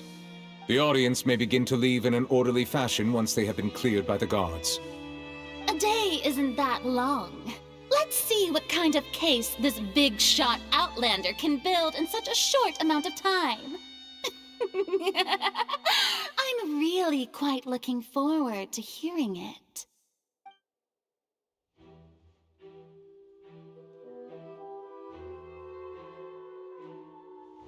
Linney!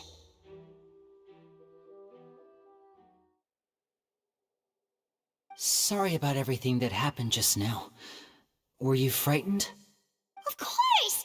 Who wouldn't be scared after witnessing an accident like that? Yeah, I'm a little shaken up myself. How could this happen? And poor Cal. I know you already claimed that you would defend me, but now it's just us talking. Tell me, do you think I could possibly be the murderer? Good to hear. Thank you so much for trusting me. I'm sure everyone sees me as the biggest suspect at this point. But if you ask me, the whole thing is mysteries layered upon mysteries, such that all that's left is confusion. I don't know whether what happened there on the stage was purely an accident or not, and I don't know why poor Cal was in the box. As for how that girl chosen from the audience could suddenly disappear, I'm afraid I don't have any answers either. If someone tampered with my performance, then we need to figure out what they did. Even a skilled and knowledgeable magician like myself couldn't pull all that off in just 1 minute.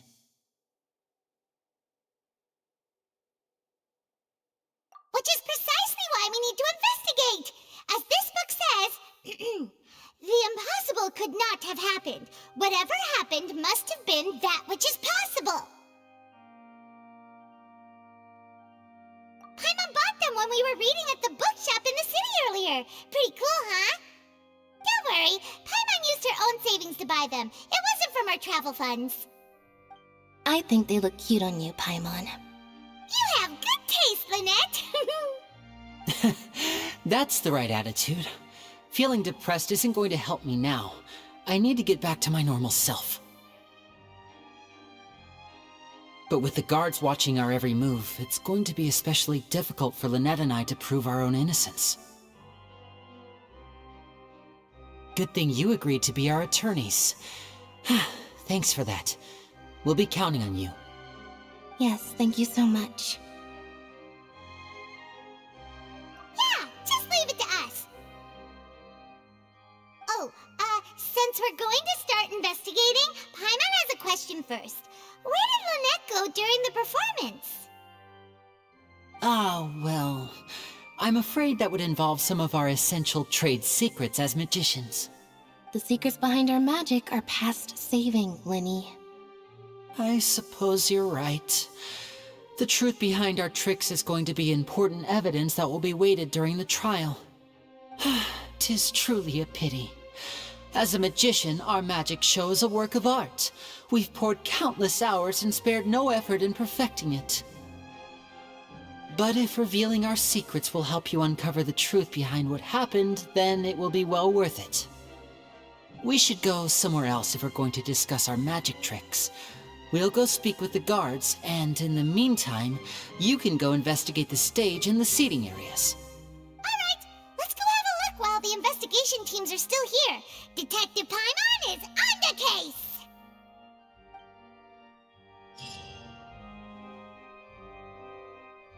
Hello, officer. How's the investigation going? Ah, I see. You must be the traveler that Lady Farina mentioned.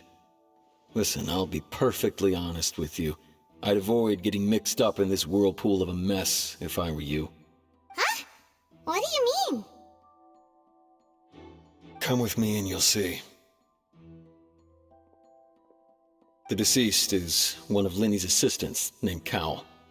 Even though he hadn't joined the troupe long, he was hardworking and everyone generally liked him.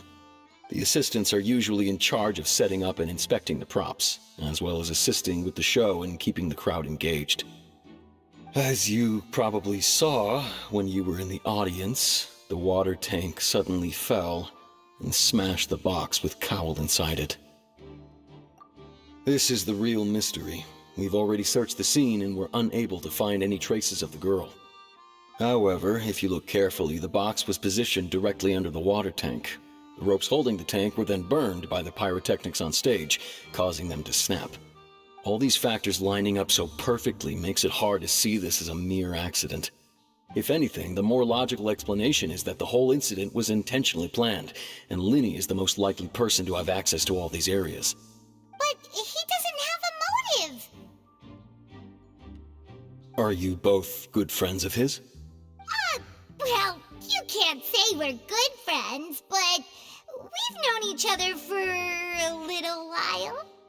So in just a short time, he was not only able to win your trust, but even convince you to act as his attorneys.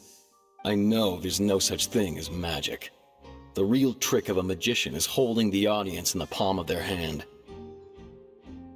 I've seen a lot of cases, and I can tell you that people are the least reliable kind of evidence. Sorry, I tend to be pretty straightforward. Just know that I'm warning you for your own good. Anyway, you may investigate the scene of the crime yourselves if you're curious. Who knows, maybe you'll be able to come up with some new evidence.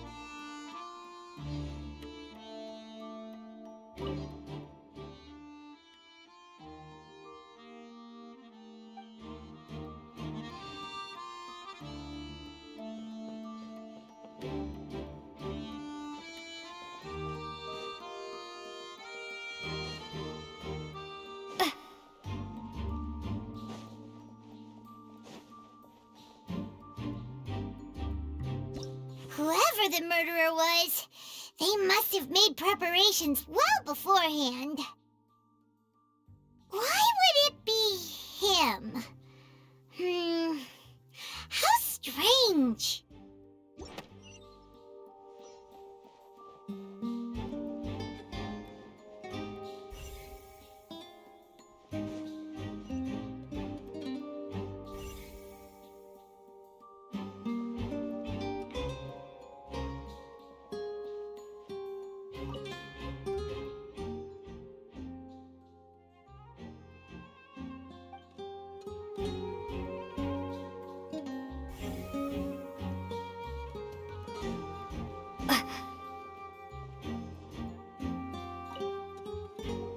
I see that you're investigating the area.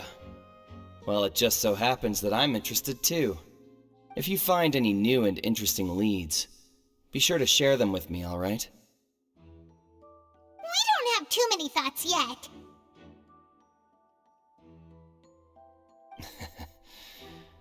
Then why don't I tell you my hypothesis first? The way I see it. And I'll start it with that loud thud. The thud? Oh, you mean the sound that happened during the countdown? Yes, exactly. It wasn't terribly loud, but I suspect that most people heard it. It's just that everyone was awaiting the results of Lenny's trick with bated breath, so no one paid it much mind. But now that the incident has happened, the thud has become an important clue. That makes sense. So, what do you make of it? I'm of the opinion that it may have been the sound of Lenny's accomplice. Lynette, perhaps. Jumping atop the water tank, or something like that. And when the pyrotechnics went off, she cut the rope, sending the water tank crashing down. But wasn't the noise we heard too loud for that? Perhaps the balance wasn't right, leading to a particularly rough landing. Oh, that's true. I suppose I must reconsider. That does remind Paimon, though. What was with that sound?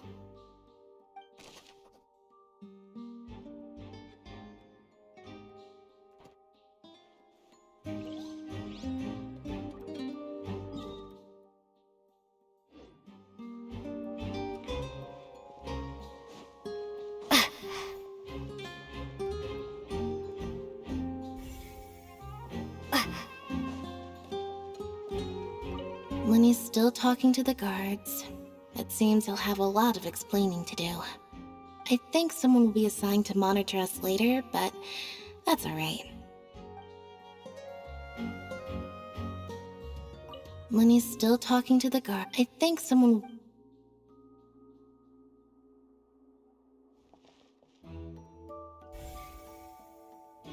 Lenny's still talking to the guard. I think someone...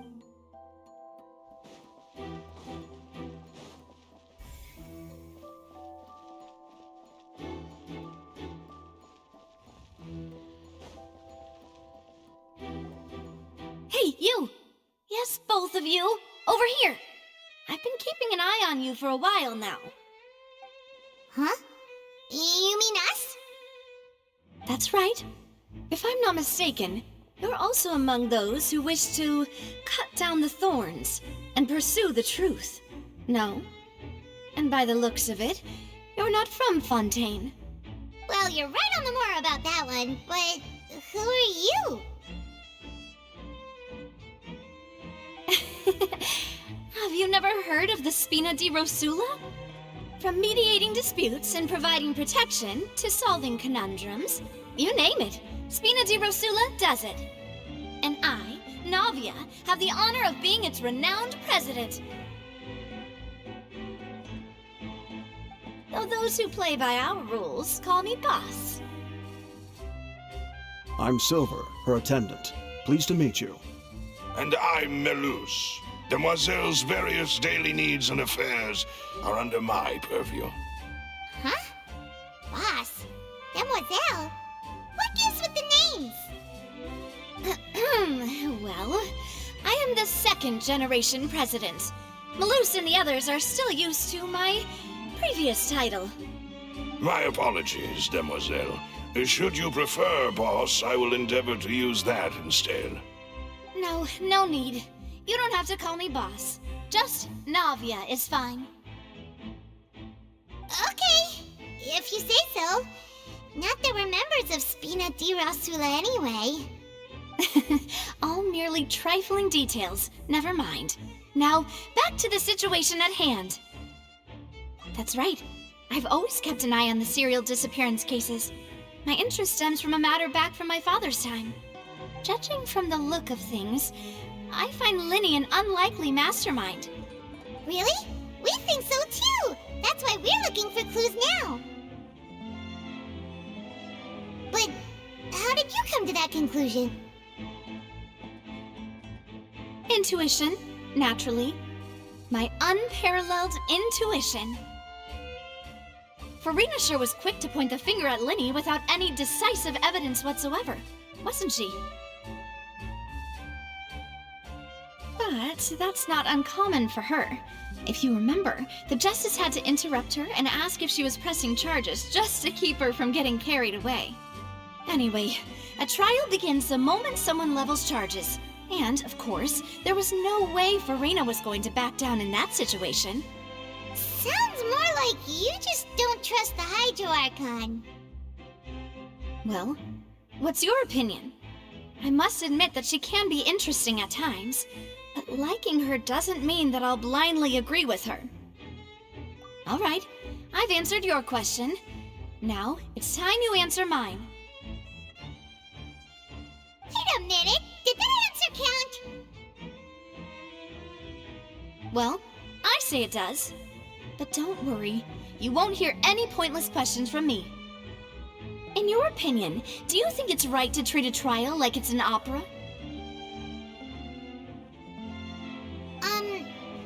Well? And why would that be?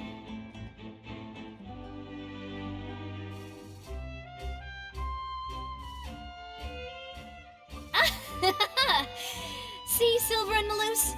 I told you they'd be different. Most astute of you, demoiselle. I too think that the Traveler's response was most excellent. No matter how wonderful the script or how fervent the audience's expectations may be, the trials that go on stage here must be based in fact. And if that can be done, boss, then... All right, that's quite enough, Maloose. Anyway, I like your answer. You passed with flying colors. Now, I need to make some preparations, following which our joint investigation shall commence. You two shall be my assistants. Wait! Since when did we become assistants? Oh, well, I can be the assistant, sure. Or your companion, if you like. I'm really not that fussy. That's more like it. Far be it from me to brag, but I believe that Demoiselle's intuition will be instrumental in uncovering the truth. You wish to save a friend from false accusations, and we wish to unravel the disappearances. In this sense, our goals are aligned. You have a point. You're quite the talker, aren't you, mister? And what about you over there? What do you think? You seem like you've got something on your mind. I have nothing to add. Oh, alrighty then. We'll be making some preparations first. Just be sure to let us know if they start revealing Linny's tricks. Thanks!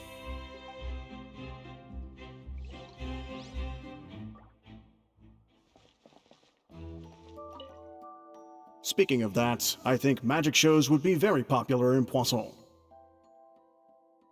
I can see that. Maybe I should try to learn some magic. If I could make things disappear, cleaning my room would be a cinch. You need not worry about such things, demoiselle. That falls under my duties. Oh, right.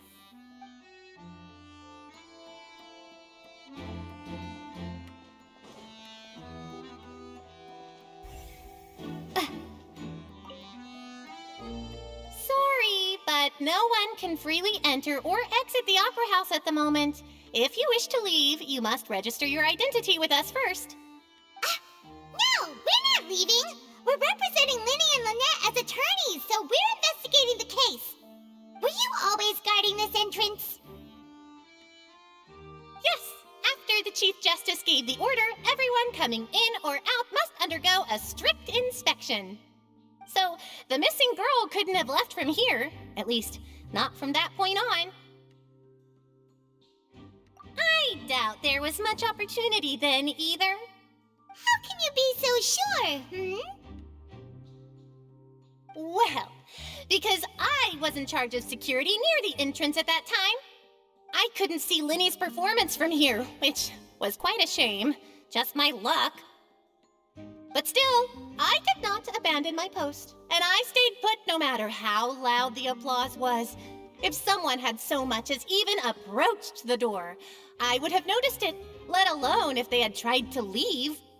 We Melusines are good at that sort of thing, you know. So, it's safe to say the girl couldn't have left through here. Alright, thank you for your help. This'll be useful info.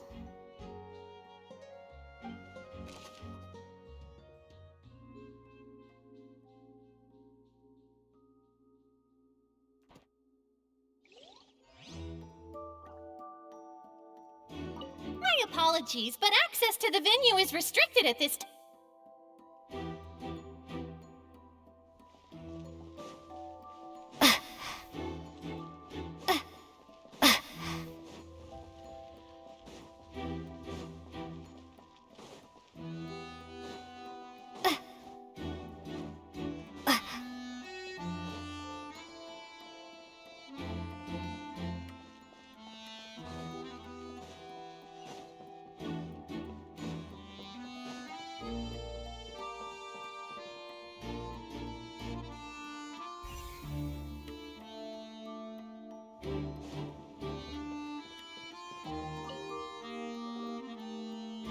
The investigation team has some new findings. Turns out there's an issue with the random number selector after all. See, I told you. What if the machine picked some big guy's seat? You think the murderer would have still made his move then? Sorry to interrupt, but we're helping Linny and Lynette with their side of the investigation. What were you saying about the number selector? There's something wrong with it? You're trying to help them? That'll be a tall order. Linny used the machine to pick a random member of the audience during his performance, right?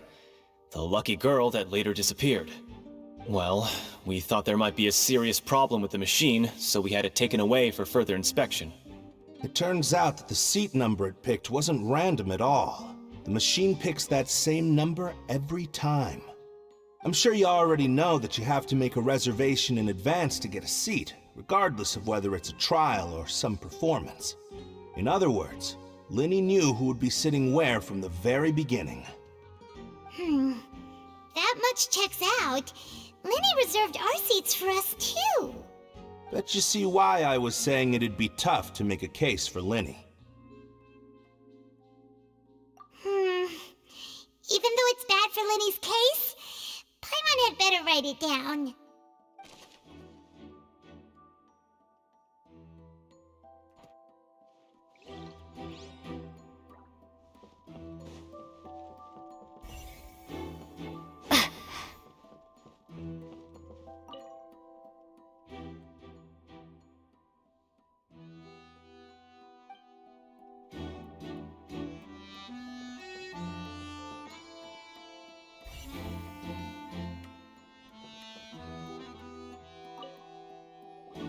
So this is the rope that broke and caused the water tank to fall. The rope looks pretty durable. How can it be burned through so quickly by fireworks? Why are you suddenly so serious, Traveler?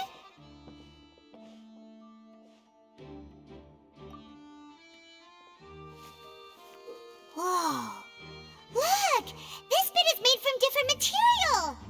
Most of it was burned away, but there's still a little bit of it left. So if a rope meant to was made with that kind of material in it, then that means... Wait, Paimon should write all this down. Let's take notes.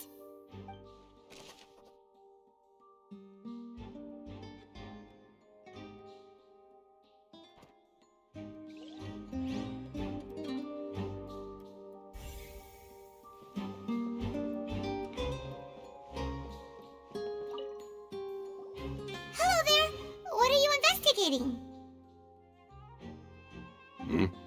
Oh, this location has also been cordoned off because the Magic Troop members are currently considered prime suspects. The investigation team is still collecting evidence. The seats were all booked in advance, so we were able to deduce the missing woman's identity by checking the guest list. Sure, it's not like this is confidential information. We will publish it later anyway when we petition the public to help us find the missing person. Her name is Halsey. She's a painter from Fontaine who's made a bit of a name for herself. Apparently, she wasn't a regular at the Opera House, but she'd been feeling some pressure with her work lately, which made her decide to come see the magic show. The Magic Troop members all claim not to know her, and we have looked into her social connections. It seems that she has no personal grievances or conflicts of interest with the suspects. Simply put, she wasn't related to the Magic Troop at all, which matches the features of the previous serial disappearances. Were the victims of previous cases also chosen at random? That's how it seems to us, in any case. Apart from the fact that they were all young women of around the same age range, there really weren't any other connections between them. Okay then. No need to be so formal. If you do happen to see the missing girl, please be sure to contact us. It is of utmost importance that we get to the bottom of these disappearances.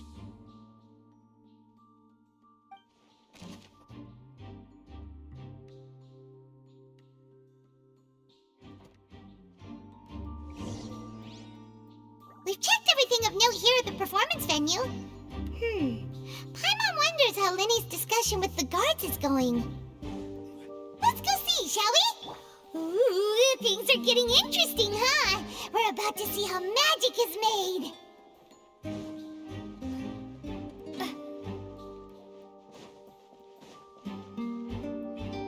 Understood. Then I will be going with you. Just so you're aware, I will be monitoring your actions and making notes as necessary. Very good. Thanks for being so agreeable. I'd pull a rose out of my hat as a gift for you if I could. You may spare the pleasantries. I'm just doing my job.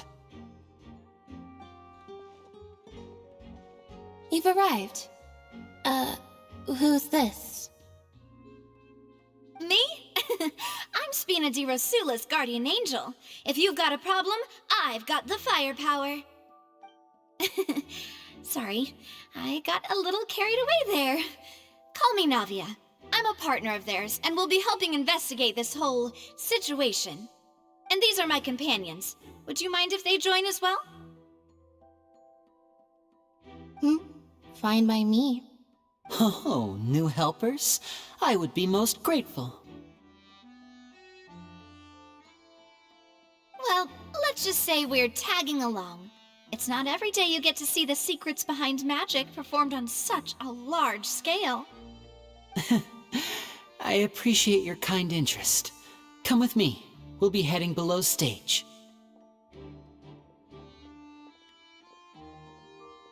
Huh?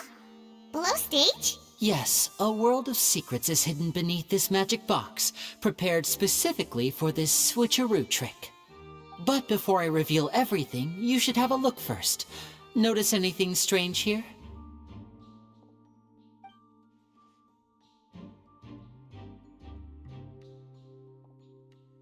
I'm not trying to be dramatic. Remembering the details of a trick will help you understand the methods used to perform it more easily. Huh. Weren't there balloons and other decorations here? Where did all that go? Ah, good eye. That said, you're still far from discovering the answer. The back? You mean the inside of the door? What's different about it? Paimon didn't notice anything. Very good indeed. I thought you might not be able to catch that, given that you were sitting in the first row. The back of this door was patterned. Those patterns are now gone, replaced by a smooth wooden board. So, if you put 2 and 2 together, what do you get?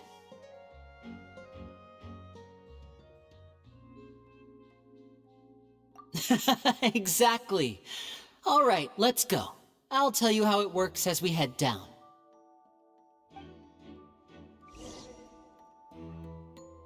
Oh, so there was a passageway under the magic box!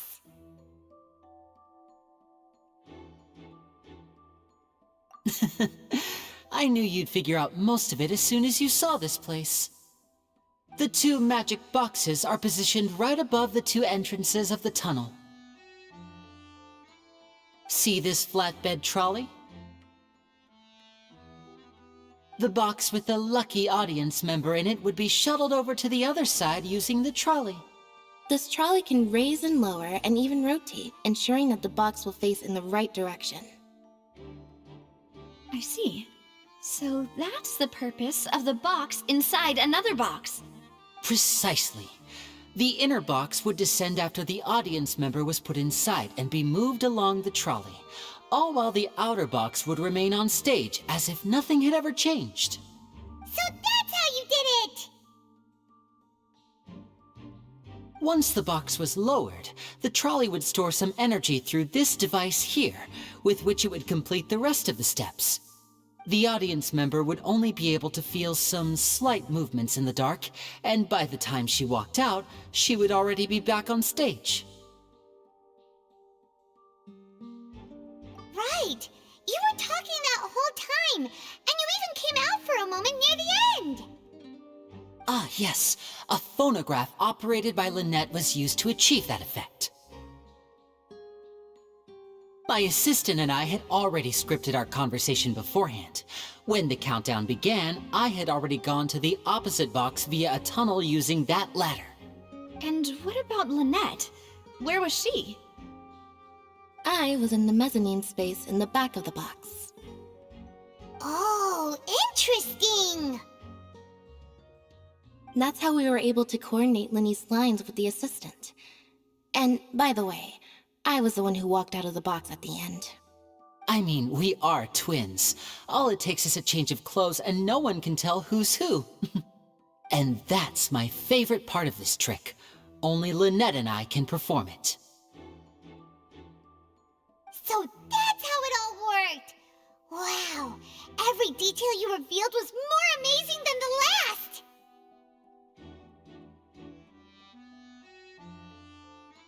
Lynette would briefly walk out of the box and then go back in, jumping into the tunnel and escaping before the box on the trolley could finish ascending. And then I walk out of the other box in the audience area, and the trick would be complete. The operative word here being would. But as you saw, Cal was in the box, not our audience member. She, on the other hand, mysteriously vanished. We really don't know how that happened. If not for that interlude, this would have been an astonishing trick. I probably never would have figured out how you pulled it off. And yet, to think that someone was able to use this magic trick to commit a crime. Could we have a look around? I think we can come up with some more leads. This is the scene of the crime, so Linny and Lynette are not permitted to stay here. I'll escort them back up. Yes, of course. No need to be so strict now. I won't disappear into thin air, you know. Thanks, everyone. We're counting on you.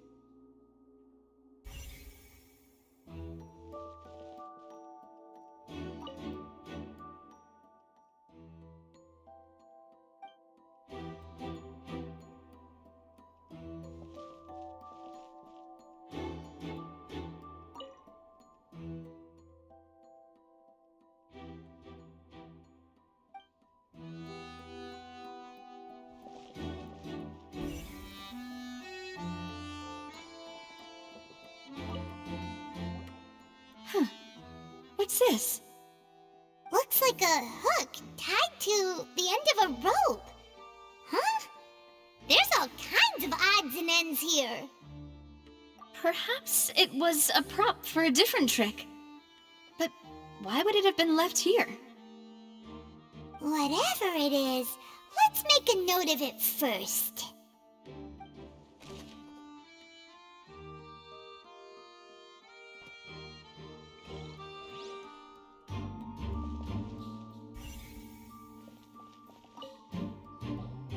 The floor is wet. Please be careful not to slip. Speaking of which, why would there be water here? Oh, Paimon knows!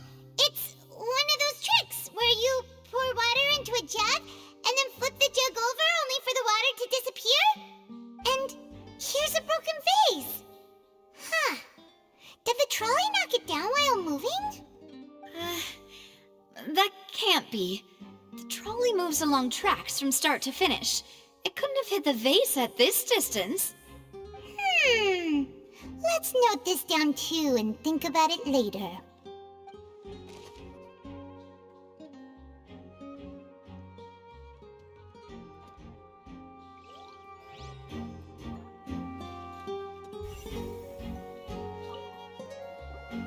Oh, these are the clothes that the lady chosen from the audience was wearing, right? Her clothes are here, but she's nowhere to be found. Right. And do you really need to do that if you're kidnapping them? Ugh, this is so confusing. Paimon doesn't want to be a detective anymore.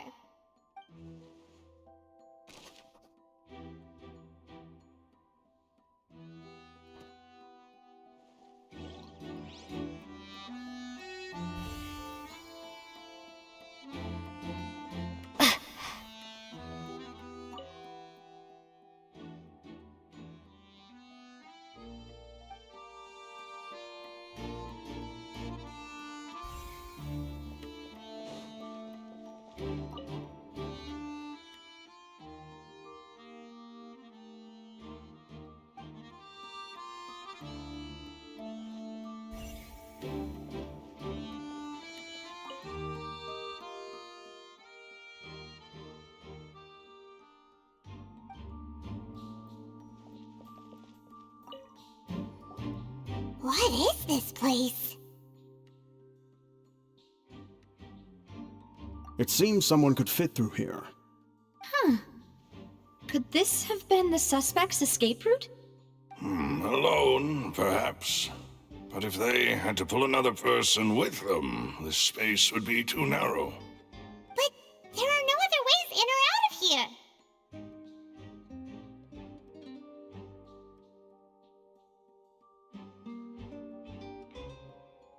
Oh, you're right! Let Paimon write that down.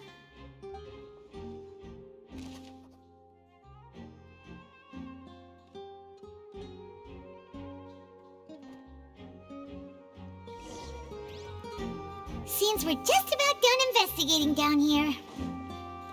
Yes, let's head back up.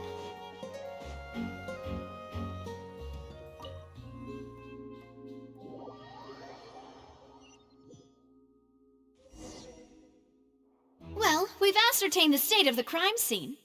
Let's find a place to sort out our findings once Malus returns. Seems to me that there are several things that don't add up here. Apologies for the wait, demoiselle. So, what did the guards say? Did the criminal escape through the vent? They believe the odds of that are very low, since the vent leads to the Opera House's basement. The guards have checked the area carefully. No one left through the basement during the performance or after the incident, and no one was found hiding there. So the tunnels become like a secret chamber then! You know, like the kind you usually see in novels. The plot thickens. Halsey's disappearance and Cowell's death are both quite inexplicable. No wonder Farina was so confident in her accusation. All the current evidence points toward Linny and Lynette. In other words, the charges are very likely to be upheld unless we make some considerable progress. Charges and then trial. So if the charges are upheld, they'll announce a sentence? That's right. This is how a trial goes in the Opera House. During the proceedings, the Chief Justice and the Oratrice will hear statements from both sides. That's right. This is how indemnitium is produced. The statements from both sides, the defenses from attorneys, witness testimonies, and even the audience's emotions will all be projected on the Oratrice. To put it simply, it's as if the Oratrice has its own will, and is a judge in its own right. This also precludes any kind of favoritism on the part of the Chief Justice. And not that this has ever happened anyway. Once both sides have finished speaking, the Chief Justice will make his final decision.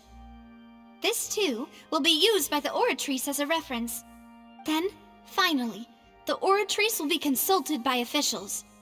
The result it returns is the will of justice itself. Huh? So that machine is the one that actually decides? Paimon thought Neverlet called the shots. In practice, there is very little difference. Both have always come to the same judgment, which is why people have great faith in the Chief Justice.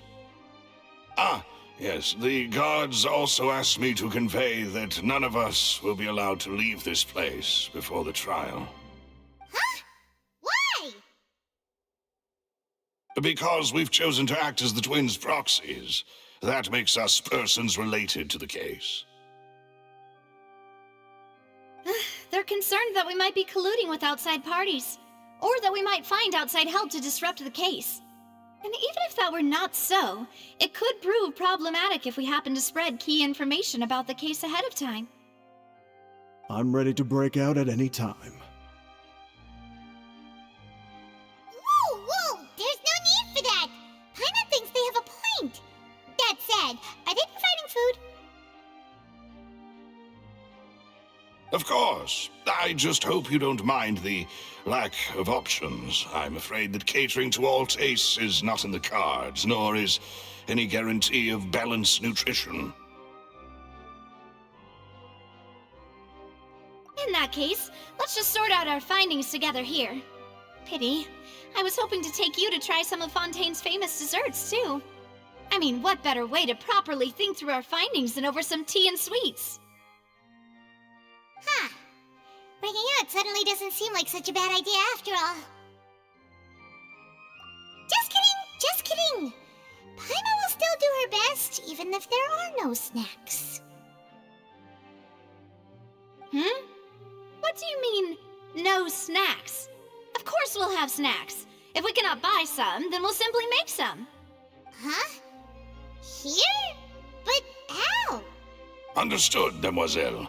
Everyone, please come with me.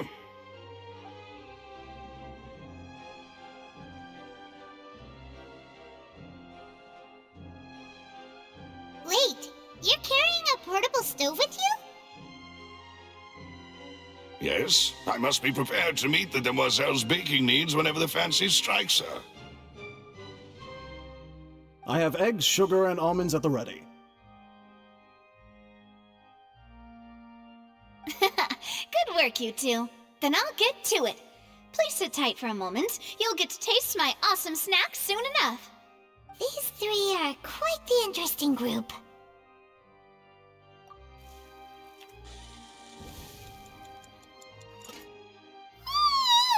And Paimon thought it smelled good while it was still in the oven! Oh, it's even better now. Paimon can't stop drooling. From the way you had these two guys carrying all that stuff around, Paimon thought you'd have them do more during the baking process. But you ended up doing the entire thing by yourself! Beating the egg whites, grinding almonds, everything! I was applauding. And I was giving encouraging smiles. Paimon was just thinking, aren't you worried about getting your fancy dress dirty beating egg whites and baking like this? Well, I don't think it's carved in stone anywhere that fancy ladies can only read books, sip tea, ride horses, and play the piano. I just really enjoy making snacks. Don't underestimate beating egg whites, by the way. It's a real arm workout. You also need to beat them to just the right consistency, or your macarons will crack. Anyway, give these a try, fresh out of the oven. There's 3 for each of us. Only 3? Well, eating too many sweet treats might send all that sugar to your head. You wouldn't be able to think clearly about the case on a sugar rush, would you? Tea is ready to be served as well. This is Demoiselle's favorite, strong black tea with a floral fragrance that clears the mind and lifts the spirit. No need for concern. I'm merely doing as I should.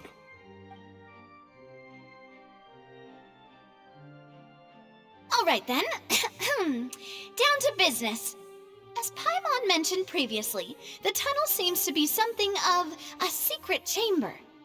However, we can assume that Linny and Lynette were not alone within it. Some criminal also occupied its sealed confines. The magician twins could have committed the crimes, of course, but they lack any logical motive. Exactly! Why would they do such a thing right when everyone was watching?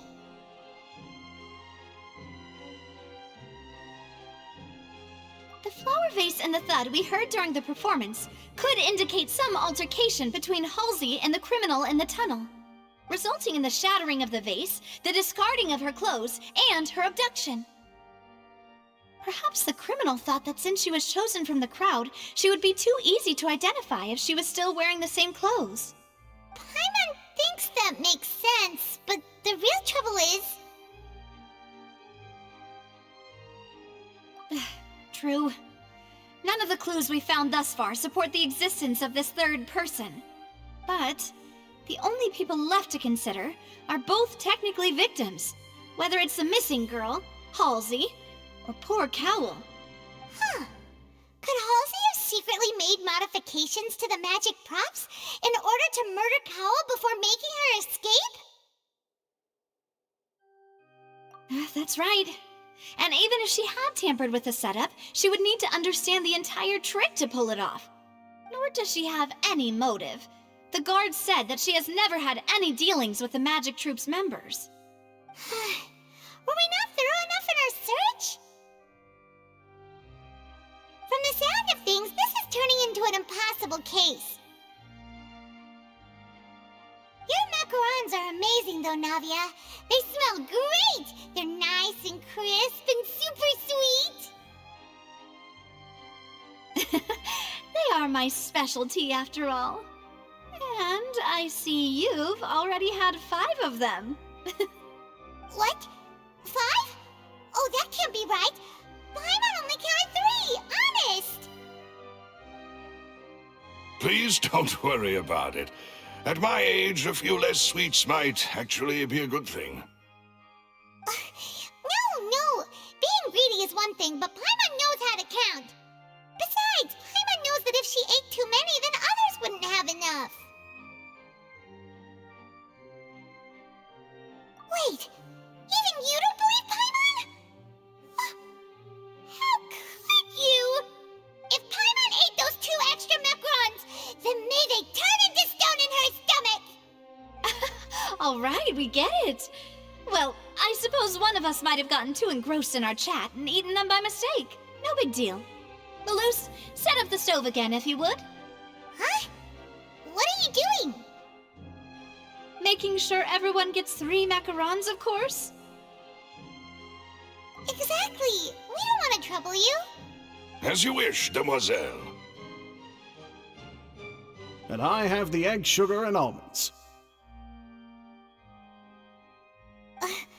Well, this really is your hobby, huh?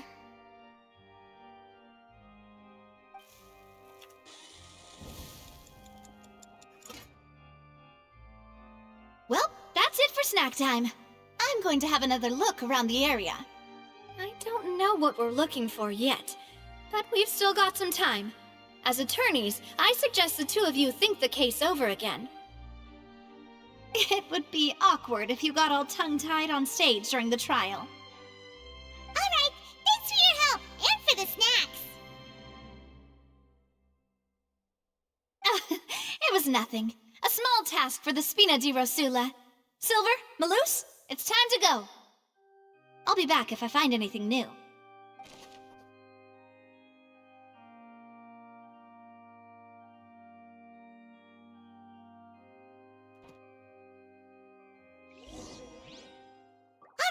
It's time to put our heads together.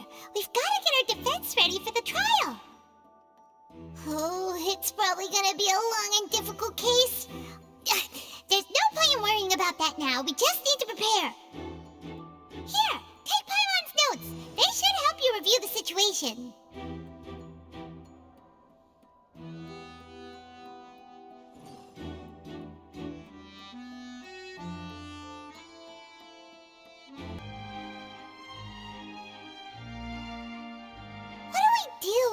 The whole situation is so confusing. Good plan. Impossible things don't just happen. We'll get to the truth one way or another. Just relax. Even if everyone else suspects Lenny and Lynette, at least we will be supporting them from the stands. Besides, I doubt Farina understands any more about what happened than we do. Thanks, Navia. Well, we'll be going then. Best of luck to you.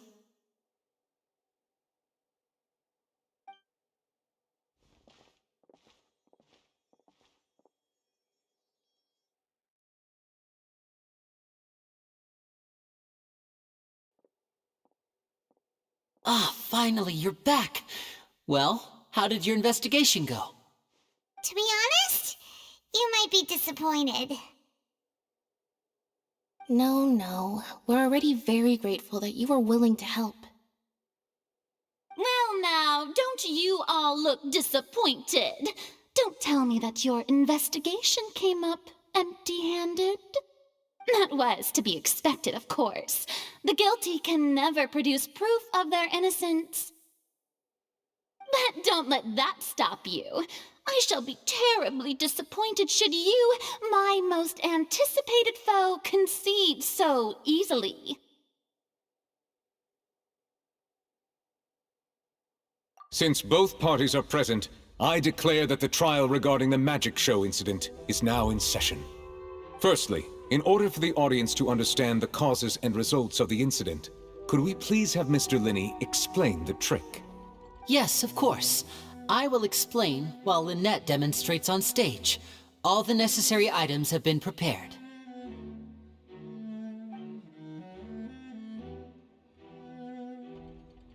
Thank you, Mr. Linney. In that case, I take your statement to be that you ran to and remained hidden within the magic box in the audience stands once the trick began, and thus could not have committed the crime. Is this correct? Yes, that's correct, Your Honor. In that case, I call upon the prosecution. Lady Farina, do you wish to refute his statement in any way? Why, of course I do. Allow me to take the first shot and break this case wide open. Mr. Linney is clearly lying. There is no way you could have been in the box the whole time if you were to abduct Halsey and murder Cowell. In fact, I'd say you were hardly in that tunnel at all. That is simply your hypothesis based on the presumption that I'm guilty. Oh, is that so? And if I may ask, what did you hear while you were inside your box? The roaring countdown of the crowd, of course. That's how I kept track of the time and built anticipation for the finale.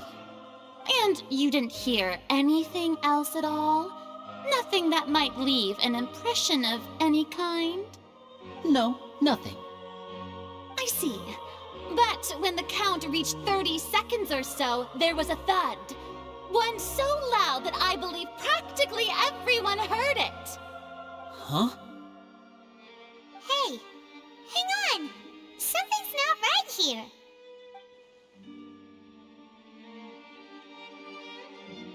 Yeah, I'm sure he could have heard a noise that loud from inside the box. I was right by the box and I definitely heard the thud. Look at those scales. Could those mean...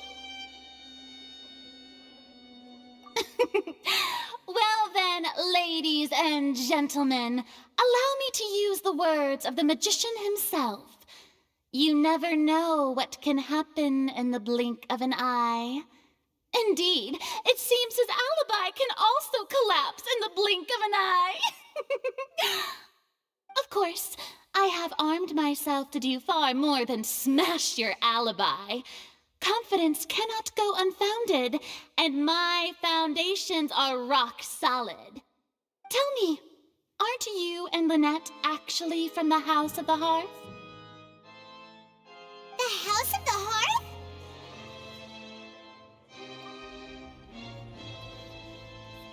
No wonder they did something like this. So the serial disappearances were the Fatui's doing. Now it all makes sense.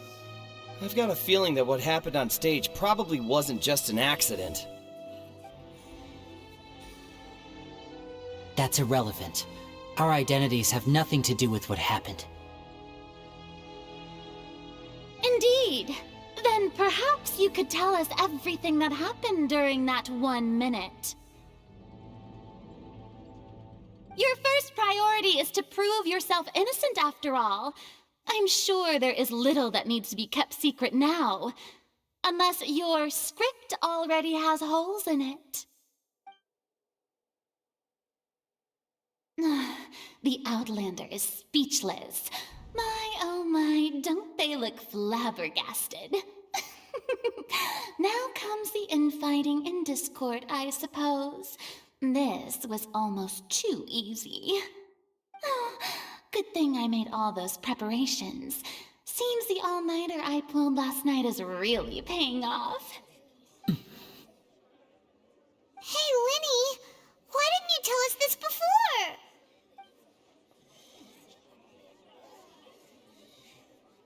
Order! Order! Mr. Linney, allow me to re-establish the facts. Lady Farina has raised 2 points. First, when the thud was heard in the Opera House, you were neither in the box nor the tunnel. Second, you and Ms. Lynette are both members of the House of the Hearth. Are these claims true?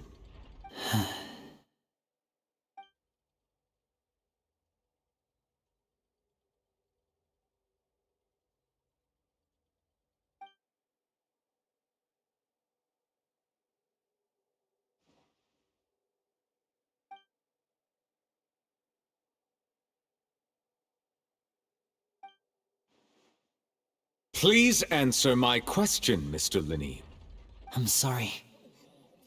Yes, they're true, Your Honor.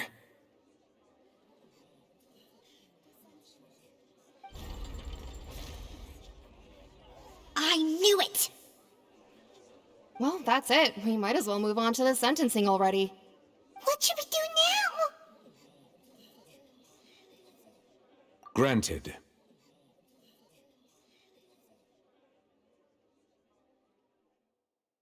In that case, what is your request?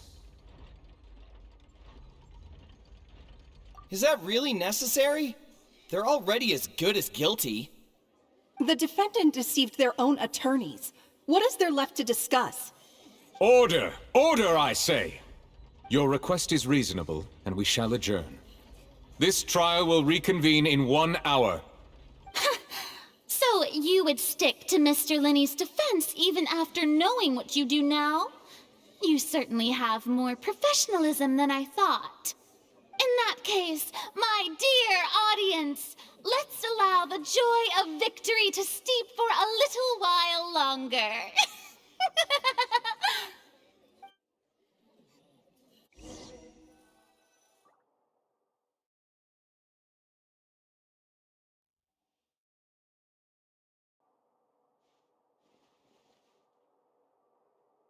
Well, this is awkward.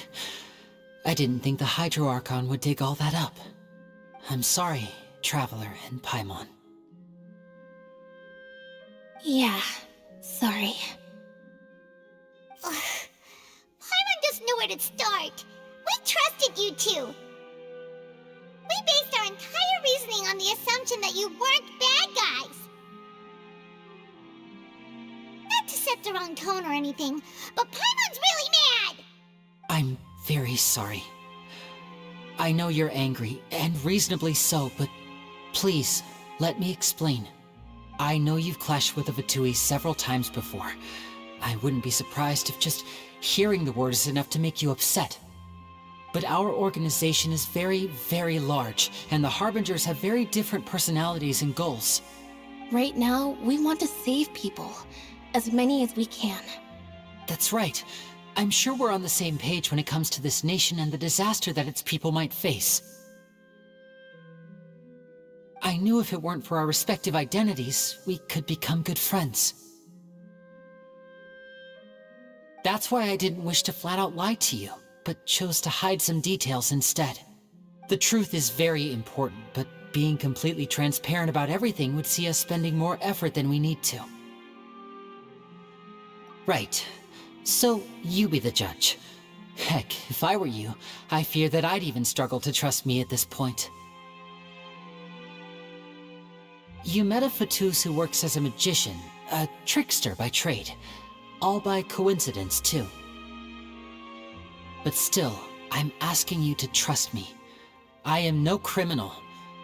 At least, not in this case. Sorry. Please forgive us.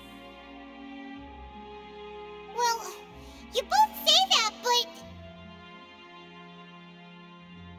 Right, let's hear your answer first, and no lies now! Of course. I'll answer any question you ask. We've been trying to find out how the Oratrice operates. We want to know why it has a consciousness. Why can it deliver sentences accurately? During our investigations, we learned that the machine's core is beneath it. From that moment on, Lynette and I have been designing this box swap trick, with the objective of getting close to the core. Is that why you needed a whole minute? That's right. In truth, the audience would take about 75 seconds to count down from 60, while I would only need 15 to get to the opposite box. So, after jumping into the tunnel, I accessed the Opera House basement via the vent, and went to investigate the room in which the core is stored. That air vent was created during the construction of the tunnel specifically to execute this step. Well, nothing. As soon as I reached that room and was about to investigate, I heard someone's voice. Which should have been impossible, of course. I was quite certain that I was the only one in the room. That voice seemed to recognize me and tried to speak to me. I chose to err on the side of caution and retreated the way I came. On the way back, I saw the broken vase and the clothes on the ground, but the countdown was almost finished, so there wasn't time to give it any thought. After that, the homicide occurred just as you saw. Well, that explains why you didn't hear the thud. Because of that prophecy I told you about, of course. We must know all we can about this nation's secrets in order to deal with that prophesized crisis. That's the only way we can save everyone. So, there you have it. The whole truth. I swear, I didn't hide anything from you this time. It was never my wish to proceed under this cloud of mistrust either. But like I said earlier, you can be the judge. If you want to leave because you don't trust the Fatui, there's nothing I can do to stop you. Well, Traveler, you decide. Paimon will follow your lead however you choose.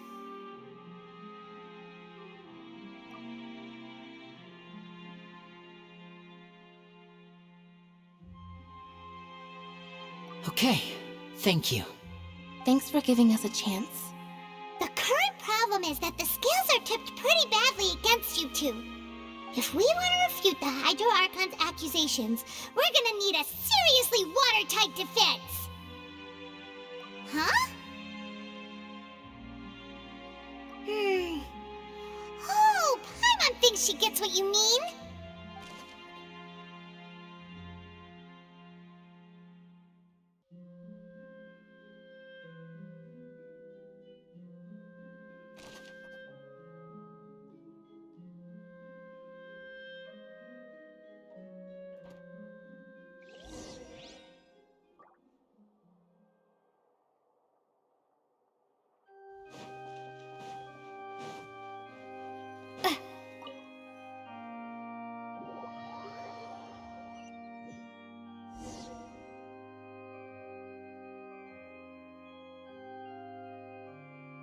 Both parties have returned to their positions.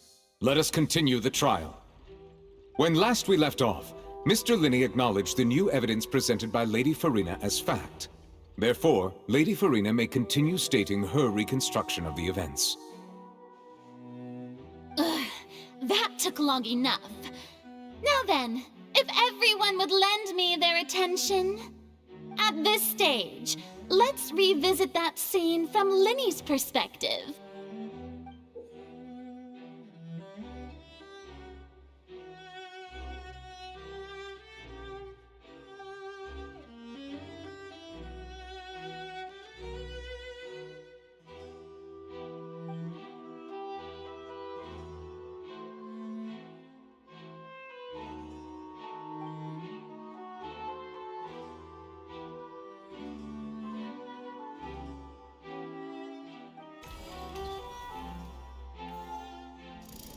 The countdown began. He entered the tunnel.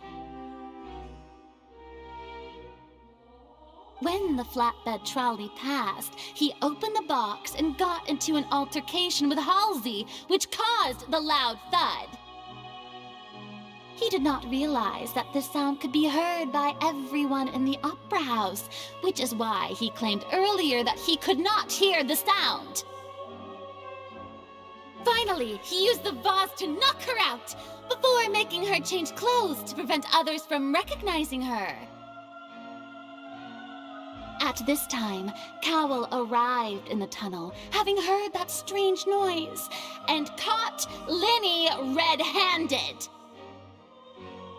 So Linney proceeded to knock him out too before stuffing him into that box. Afterward, Linney passed the unconscious Halsey to his accomplice through the magic box in the audience stands, before operating the devices such that Cowell's death would be ruled an accident. And there you have it. That's the truth behind what happened.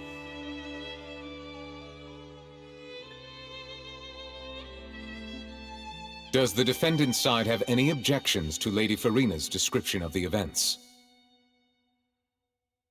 The key to refuting Lady Farina is the order of events. What Linney experienced and what he saw.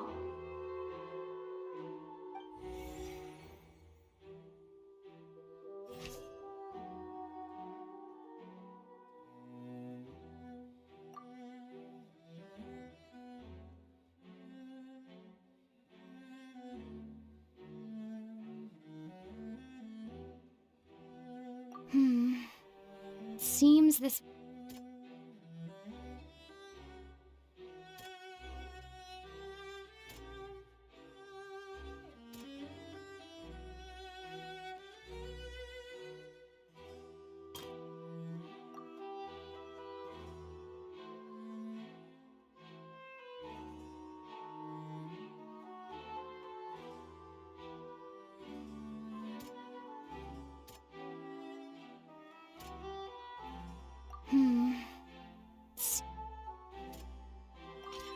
According to Linney, he left via the vent after entering the tunnel. He couldn't have had that altercation with Halsey.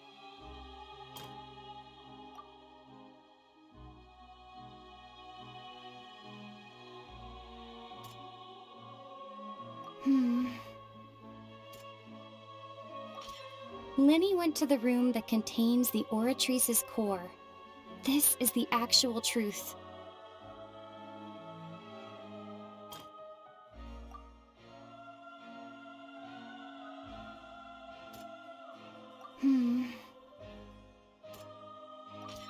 Linney did not take part in the underground altercation. He only witnessed traces of the aftermath. Attention! Ace Detective Paimon has something to say!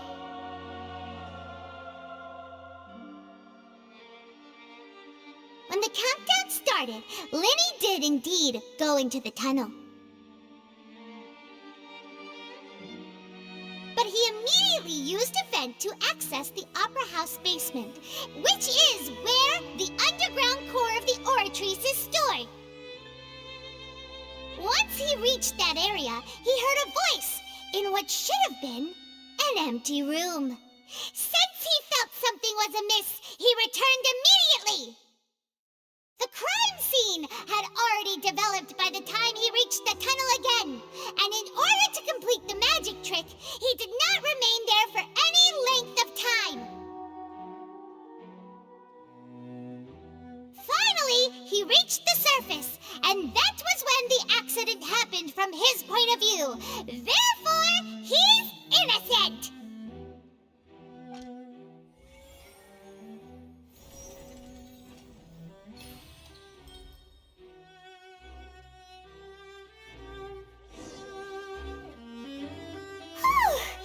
Paimon did it! Paimon actually managed to say all that! Wasn't it awesome? In other words, you believe that he knew nothing of the incident? That's right! My reasoning?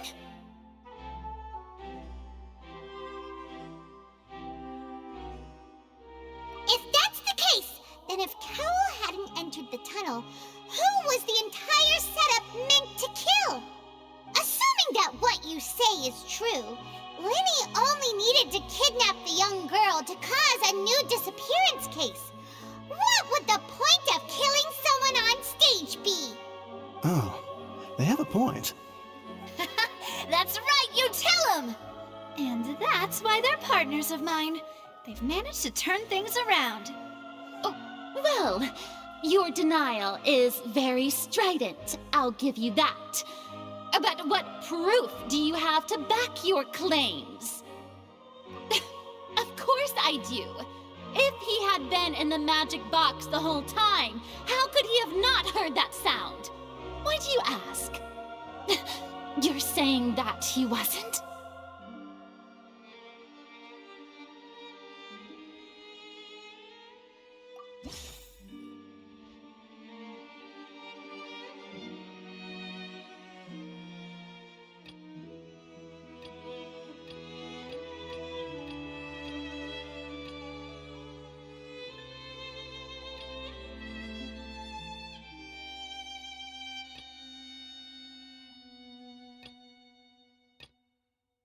Are you sure we don't need to give this more thought?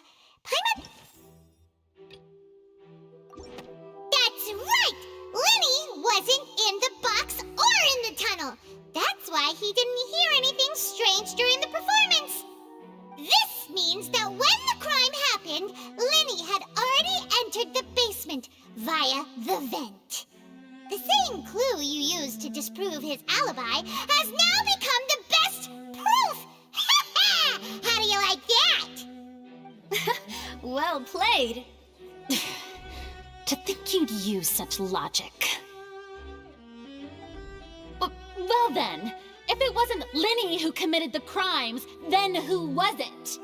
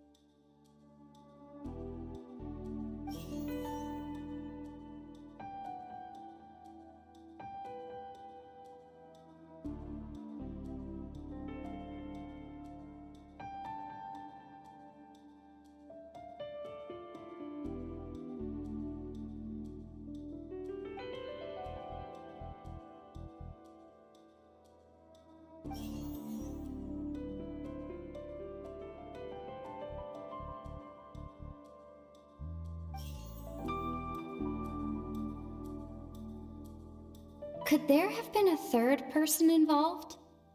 Is that really a possibility? The deceased's name is Cowell, Linny's assistant. He would have been able to tamper with the equipment.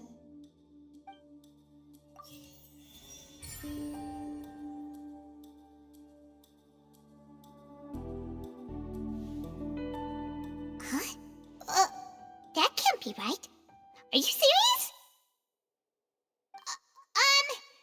The killer was, in fact, Cowl, the deceased! Oh, is that so? How interesting! Let's hear your reasoning then. What I must do next is recreate the truth. What Cowl did, and how he went from would-be perpetrator to victim. No one entered or left the Opera House through its entrances. So, where would the criminal have wanted to take Halsey? Halsey's clothing was in the tunnel. So, there must have been some fear that she would attract attention. The sound we heard may have come from a clash between the missing Halsey and the criminal. The deceased's name is Cowl, Linny's assistant. Linny was not in the tunnel at that moment, which gave our criminal ample time. It would have been tough for both people to fit into that vent. They would likely have bumped into Linny as well.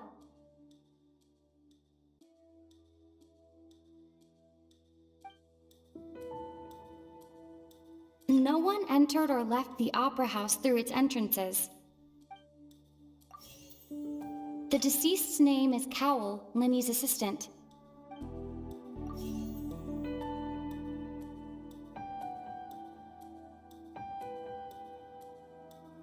The deceased's name is Cowl, Linny's assistant. No one entered or left the Opera House through its entrances.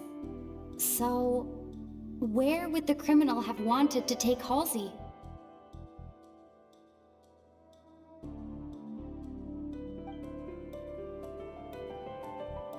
Halsey's clothing was in the tunnel. So, no one entered or left the Opera House through its entrances. It would have been tough for both people to fit into that vent. They would likely have bumped into Linny as well.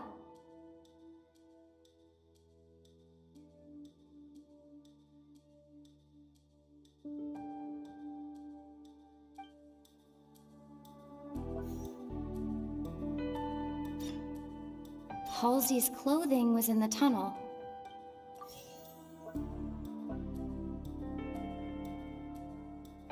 The deceased's name is Cowl, Linny's assistant.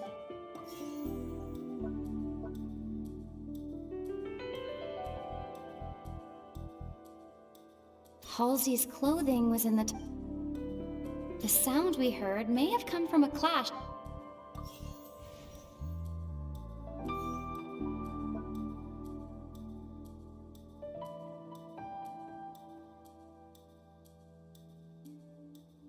Linny was not in the tunnel at that.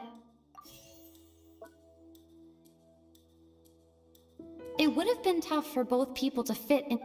No one entered or left the Opera House through its entrance. It would have been tough for both people to fit into that vent.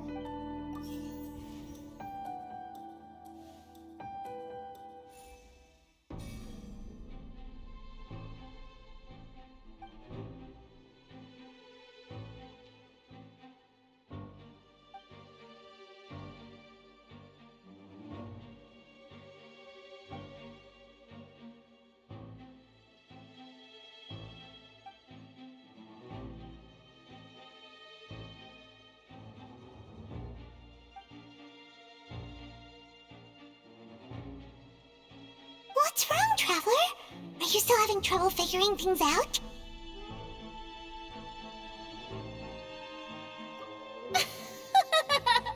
I see how it is. So this was all just a bluff. And here I thought you had something to show for it. But it seems you're still far from the truth. Look, since we're at a dead end, why not consider a different track? Just like the trick as it transpired, the end result must have been utterly different from the magician's initial design. If only we knew how Halsey disappeared. Well, that would be nice, but the tunnel only has 3 exits, and none of them seem very likely. And it's not like this is a magic trick where you can just make a real live person disappear. You know, like you did from that water tank, Lynette.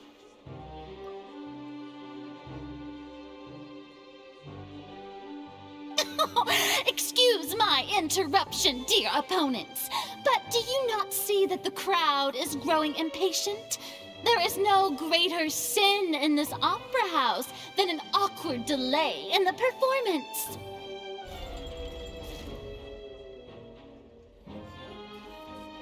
If the defense is unable to make further effective arguments, we will move on to the next stage of the trial.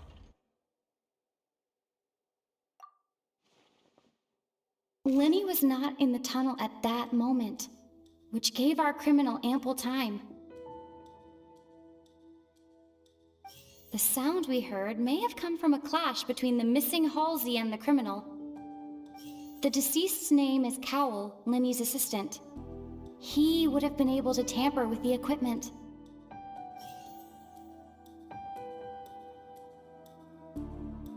The vase was not broken by chance. It was used to cover important evidence. The water.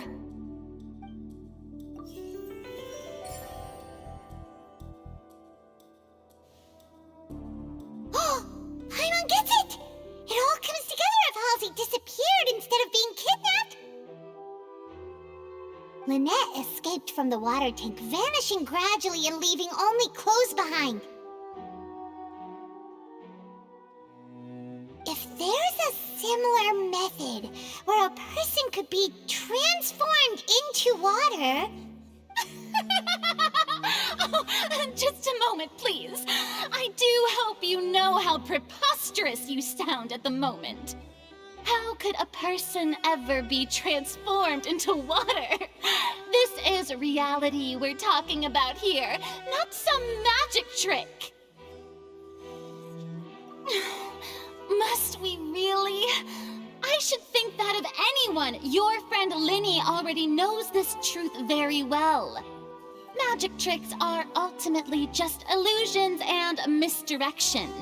But Halsey's disappearance is very real. We're talking about two completely different things. Even so, I trust the Traveler's judgment. The truth must be out there somewhere. Perhaps some new line of reasoning may open if we try to gather all the focal points that don't make sense. Since Cal was the deceased, we haven't placed much attention on him. But given that we aren't making much progress with the case, it wouldn't hurt to have a look at his belongings, would it? People really do come up with all sorts of harebrained schemes when at the end of their rope. The way I see it, your suggestion that we broaden the scope of our investigation is nothing but a tactic for stalling the trial. Nevertheless, I believe that this is a reasonable request on the part of an attorney. Since the trial does indeed appear to be at an impasse, I believe that additional evidence may help us make more progress. Guards, please step into the lounge and examine the personal effects of the deceased, Cowell. We are still examining the items, but we have already made critical progress that we feel must be shared with everyone post-haste. We discovered several test tubes of fluid within Cowell's baggage, each labeled separately. The notebook in his backpack claims that these fluids are... water from the Primordial Sea. The Primordial Sea? The note's contents also indicate that Cowell belonged to an organization that sells illegal drugs and that he had an accomplice. The notebook has many entries concerning safe usage of these fluids, in which the keyword dissolve appears many times. One of these tubes was labeled Opera Epiclese, along with yesterday's date. It is empty.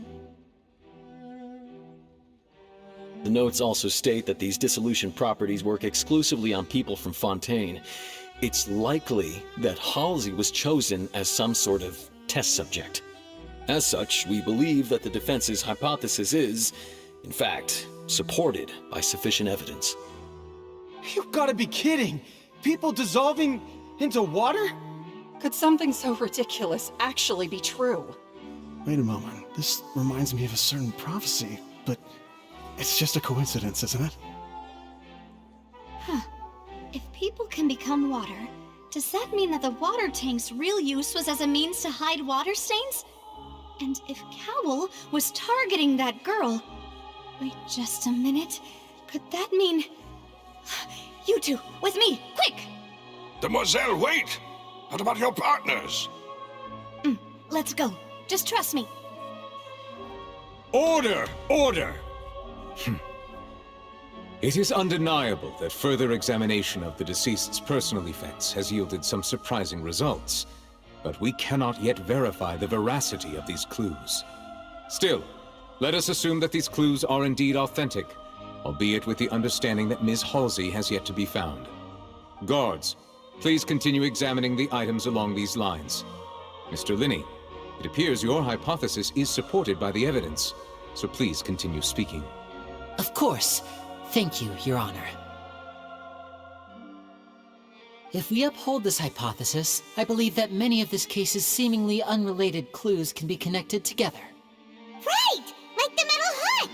That one didn't make sense at all. Let's think about this. Cowell's methods must have something to do with that water from the primordial sea.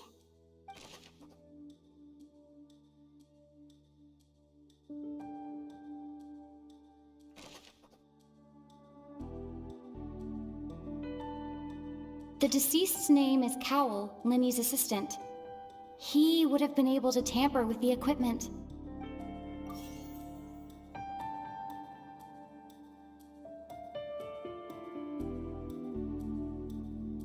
Now it seems like the hook rope was not meant for another magic trick, but was The water from the primordial sea should already have been prepped before Halsey entered the magic box.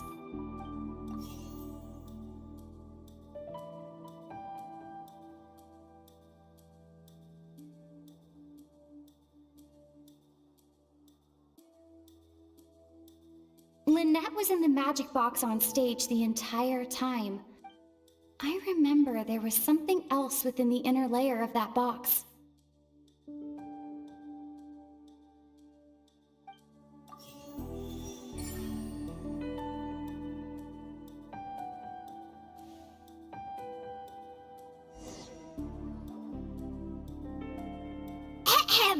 It's Ace Detective Paimon's time to shine again! In the original plan, Cowell would tamper with the water tank rope and the number selector securing his target. When the magic box containing Halsey was lowered, the metal hook would retract gradually and pierce the balloon at the top of the box. When the balloon attached to the box popped, the water from the primordial sea inside it would pour down and dissolve Halsey. Afterward, Cowell would enter the tunnel and break the flower vase to conceal the water inside the tunnel, with the remaining evidence being covered up by the water tank on stage. But he encountered something unexpected in the tunnel, and wound up being fatally hit by the same water tank he meant to use to cover his tracks. Huh. That does make sense. That actually links together a lot of the more confusing pieces of evidence. Oh dear, what do I do? Even I think they sound convincing now. Have I falsely accused an innocent person? What a humiliation. Now, it seems like the only point of contention remaining is the exact circumstances that led to Cal's death. His notes mentioned he had an accomplice who could be related to the situation. On that note, the guards have just contacted me indicating that they uncovered new evidence. I shall now invite him on stage to share it with us. Thank you, Your Honor. We were just inspecting the luggage of the other people involved in this case. And we found an identical sample of the water from the primordial sea among Linny's personal effects. What? That can't be. Oh, I see. Well, how wonderfully comedic to have your own counterattack only to come back and wound you. Does this not clear all doubt? My dear citizens, my loyal audience, allow me to present my reasoning and bring this performance to a swift close. Linny did not need to take part in the dissolution of the young woman at all. Indeed, he did leave the scene via the vent. Having made modifications to the props beforehand, his accomplice Cowl then caused Halsey to vanish using the water from the primordial sea. But upon his return, in cruel avarice, Linny desired sole credit and prepared to do away with his partner in crime. Ultimately, he knocked Cowl out, and the tool meant to cover the crime up also became a murder weapon. Now, as much as I regret having come to such a viciously straightforward conclusion, it does seem that the famed Fatui is quite the cold-blooded and ruthless organization. Am I right, Mr. Linny? We've used up all the evidence we collected. There's no way for us to make a rebuttal here. Is this the end of the road?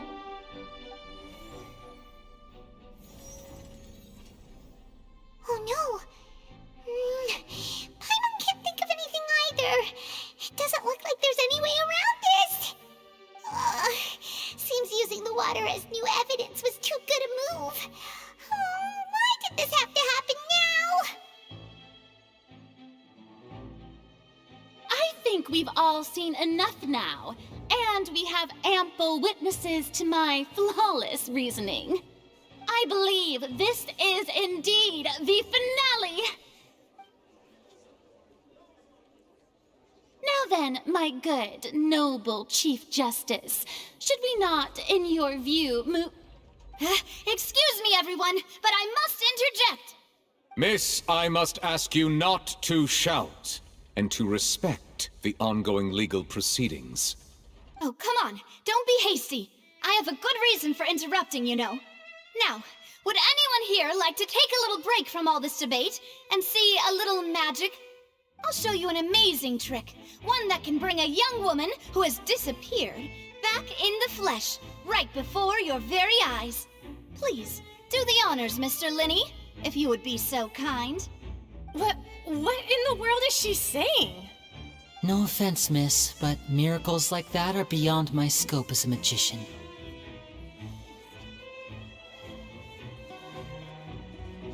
Come on now, don't be silly. Magic is all about misdirection, isn't it? It often conceals the truth while presenting a fascinating illusion. But once everyone believes the illusion, can't magic reveal the truth to them once again? And wouldn't such a trick be the most marvelous finale to today's performance? Come on, Lenny and Lynette, give it another go. Don't worry, Spina di Rosula has made the necessary arrangements on your behalf. But as the magic makers and stars of the show, I think I should leave the final performance to you. I understand.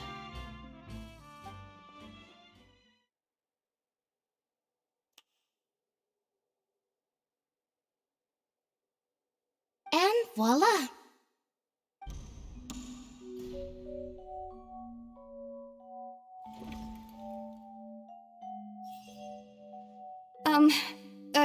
Sorry for the interruption. Wait, isn't that Halsey? So the whole thing about people dissolving wasn't true after all? To be clear, I'm only here because this person told me that if I testified, the merit of doing so would lessen my sentence. I was hiding outside this room listening to the proceedings because I was afraid that I would be the one put on trial. I was just feeling happy that no one had noticed me, and then before I knew it, she caught me. That'll teach you to underestimate us three. Where should I begin? I'm sorry. I'm the one who killed Cowl. I admit it. What? Why? Firstly, my name isn't Halsey. It's Lillian, and I'm originally from Mondstadt. I heard that Linny's show was gonna be a real thriller, but I missed the chance to buy a ticket, so I stole one. That's how I make a living. I steal stuff here and there, and I'd never been caught before. But I was noticed at the harbor a few days ago, and I barely got away. Linny was the one who caught me in the act. Hey, no wonder you look familiar. So you were the thief. Liddy even mentioned that you were pretty skilled. Well, and I thought that would have been the end of it, but then the number selector chose me. He even mentioned the Fortress of Meripede. That's a prison, isn't it? So you can imagine how shocked I was. I thought he was onto me for sure. So I played along with the show while looking for an opening to flee, but then I got water poured on me for no reason, and then someone jumped into the tunnel to nab me. I wasn't going to take that lying down, so I knocked him out and stuffed him into the box. There was nowhere to run from there, though, so I had to change my clothes and hide in a box containing performance costumes. I slipped out after the first guard arrived at the scene and continued hiding inside the opera house. Can a person even hide in there? But I swear I didn't know that the water tank would fall down. Really, I swear it. Had I known that, I wouldn't have put him in the magic box. I may be a thief, but I'm no killer. Well, that makes everything pretty clear now, doesn't it? This time, we need to tell the entire story from Lillian's perspective.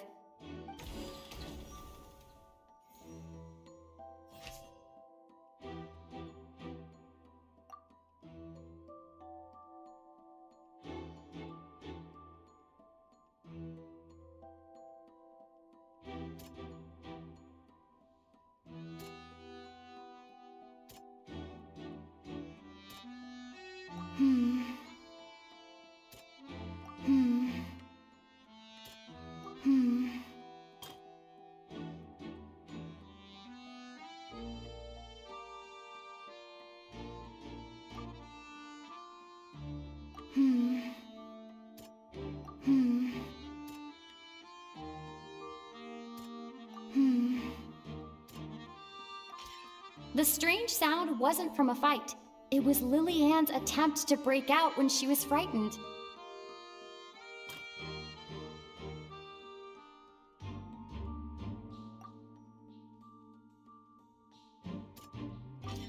The flower vase was not broken to cover anything up, but was smashed during the struggle between Lillian and Cowl.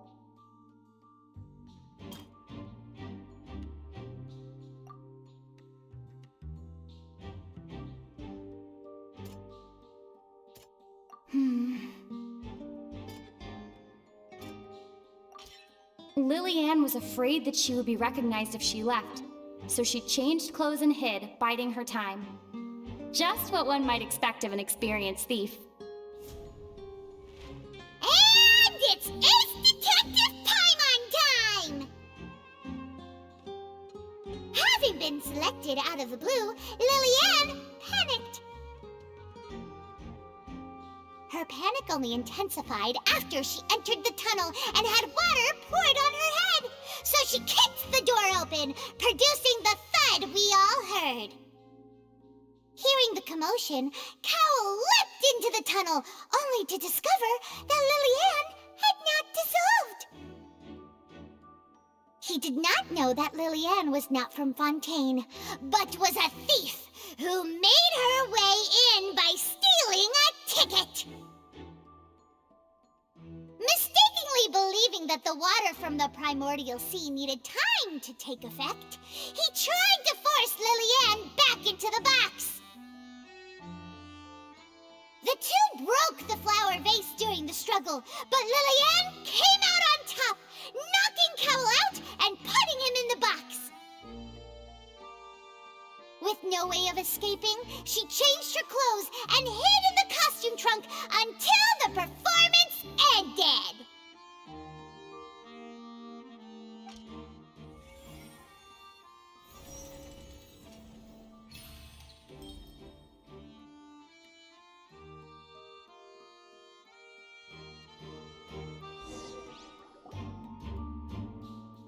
She knew that she would have to go through guard inspection if she tried to leave afterward. So, she has been trapped in the Opera House these last 2 days. She had already become desperately hungry by the time we were chatting over macarons.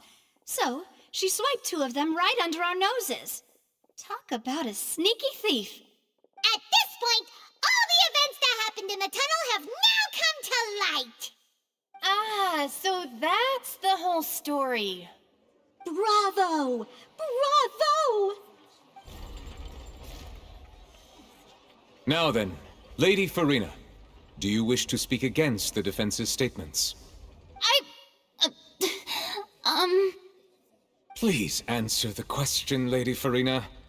Also, if I may add, the trial has not yet ended. As such, I request that the prosecution not leave the room before the proceedings have concluded. What? Are you reading my mind now? No, I have no further arguments. I admit defeat. But really, could you at least have left me with some dignity? Wow, look at that! She's like a deflated balloon now. If there are no objections, then as the Chief Justice of Fontaine, I shall once again repeat the full sequence of events. The actual perpetrator of the serial disappearances, Cowell, selected his next victim from the audience reservation list. With some modifications to the selector, he could ensure that the pre-selected young woman would be chosen. To cover up any evidence while committing the deed, Cowell thought of allowing the water tank to fall, which would conceal the water left behind after the young woman was dissolved. He also tampered with the rope suspending the water tank, using the fireworks at the end of the performance to cause the tank to drop and hide the watermarks. He poured the water from the primordial sea into a balloon during the preparation of the magic box and stuck it to the box's lid. Finally, he passed the prepared hook on a rope through the gap in the magic box's door when bringing the young woman to said box.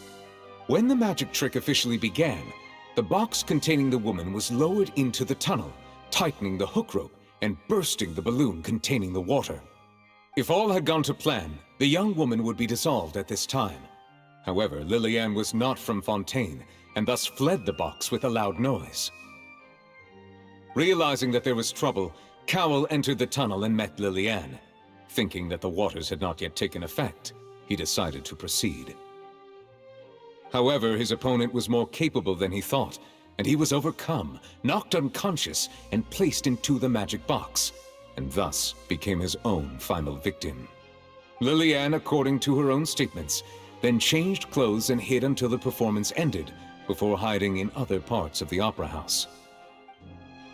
As for Linny, he was in the underground structures within the opera house, and was thus ignorant of these happenings. From this reconstruction of events, we can conclude that Linny, the accused, is in fact innocent.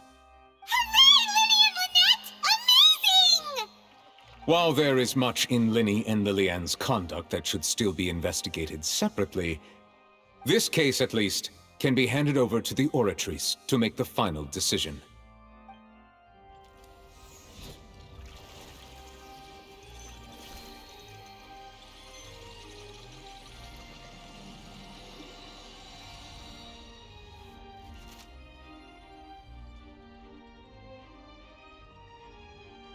As such, Linny and Lynette are officially declared not guilty.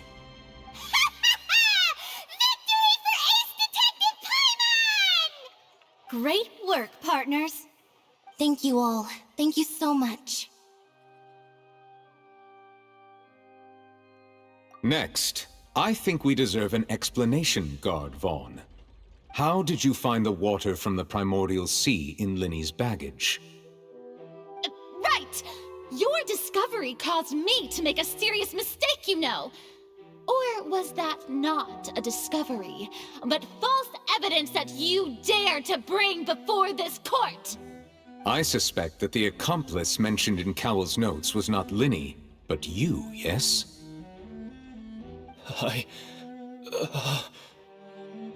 I'm sure you know what you must do to lessen your sentence. Speak quickly! Unless you want to earn yourself a one-way ticket to Coupon Town. I was just following orders. We were supposed to place blame for the serial disappearances onto Linny, and thus cause suspicion to fall on the Fatui. The higher-ups said this was the best opportunity to do so. And now that your plan has fallen through, and the secrets of the water have been revealed, you have become a liability to said higher-ups, yes? Therefore, you would be wise to tell everything you know, and seek the protection of the guards. Yes, I'll tell you everything I know. Our boss discovered that the water can cause people to dissolve.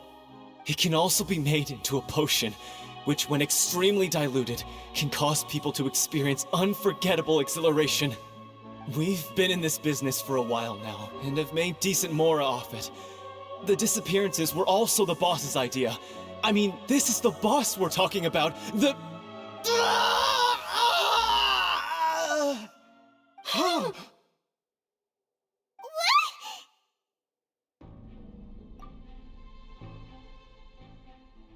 And now he can no longer talk. Such ruthlessness. I shouldn't have expected any less of them. An outrageous act. All present, please submit to inspection immediately.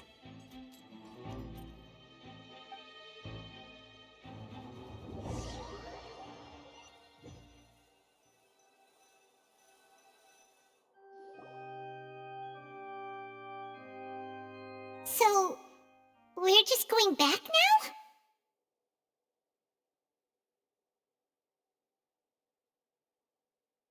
That's true, but...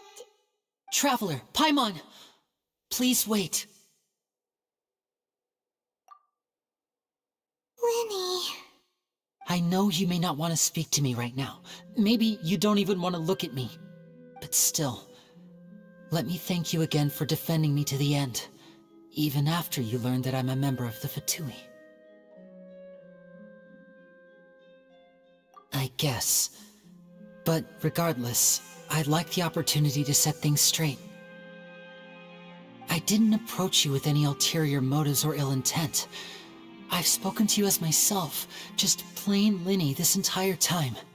As for why I'm a Fatus, it's because the goals of the House of the Hearth align with those of an orphan like me. That's all.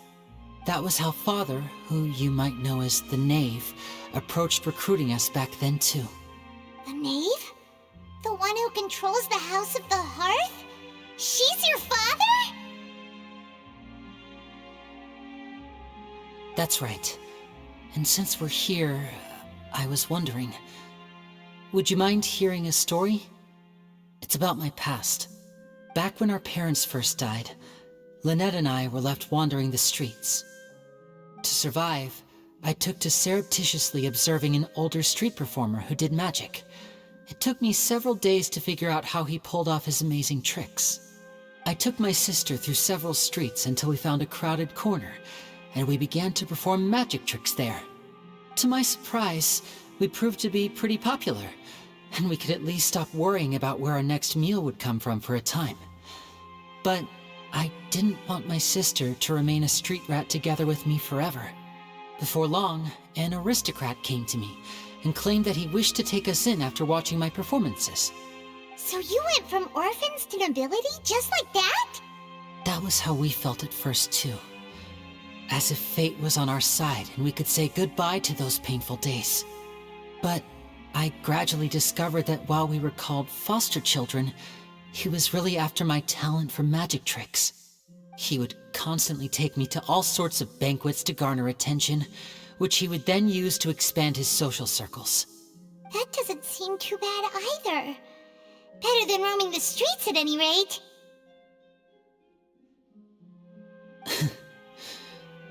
took a while for me to realize just how dark his heart really was. After one particular performance at a banquet, I discovered that Lynette was not on the same return vehicle as me. I waited a long time after we returned home, but she did not come back. I went to that noble's bedroom and asked him about her whereabouts. The answer he gave me was, she caught the eye of the most eminent person at the banquet, so I sent her over as a gift. I mean, you'll be able to perform your magic regardless of who your assistant is, yes? Oh no. So he was gonna... But wouldn't Fontaine's laws deal with such people? As far as outsiders are concerned, this is a relationship akin to adoption or foster care, and they have their ways of escaping the eye of the law. I managed to ferret out the location of the mansion of that so-called eminent person and hurried through the night. But by the time I leaped over the walls, avoided the guards, and made my way in, all I saw was the moonlit ground covered in blood, and the knave standing there in the darkness. So, she'd already taken care of that guy. That's right. She had rescued my sister before she could come to any harm, and had even discovered several girls hidden in a basement, all of them orphans. Father, I mean, the knave, might have seen something in me, and so she made me an offer. The House of the Hearth welcomes you, for your interests align with ours. Here, none will ever betray you. Indeed, betrayal shall never be permitted here. I was hesitant to trust her. I mean, I had just been betrayed by nobles. But she was also quick to destroy the noble who had taken us in at first, giving us back our freedom. Oh, so that's how the two of you joined the House of the Hearth. She has her own plans. She has gained permission from the Tsaritsa to first use the Gnosis' power once she obtains it. She plans to use it to find a way to break the prophecy and save Fontaine. So, she believes in that prophecy too? That's right. The whole House of the Hearth is currently working to combat that crisis. Today's case has also proven that people from Fontaine can indeed dissolve into some sort of water, thus further supporting the prophecy. All of us house members here, Lady Arlecchino herself included, are from Fontaine. We won't give up on defending our homeland. To us orphans, the only connection we have left to this world, apart from our family, is our homeland. So, from small deeds like distributing magic pockets to huge schemes like stealing a Gnosis, everything is aimed at dealing with that prophecy. It's all right. I understand. The only thing I can do is relate all this to you.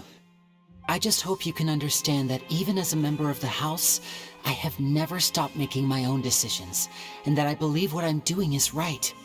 If you should need anything at all in the future, feel free to find me. I will do my best to help you, as plain Linny.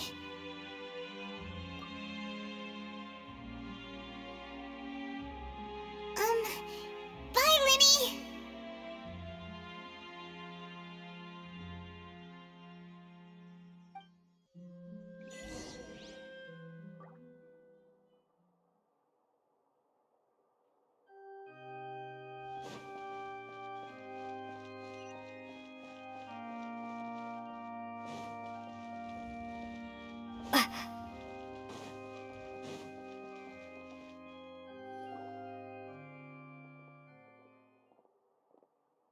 Hey there. What was with the disappearing act you pulled right as the trial ended? Were you looking for us, Navia? Well, this whole thing isn't exactly over, is it? I do feel that we're getting closer to solving the serial disappearances case, though. Don't you think so, too?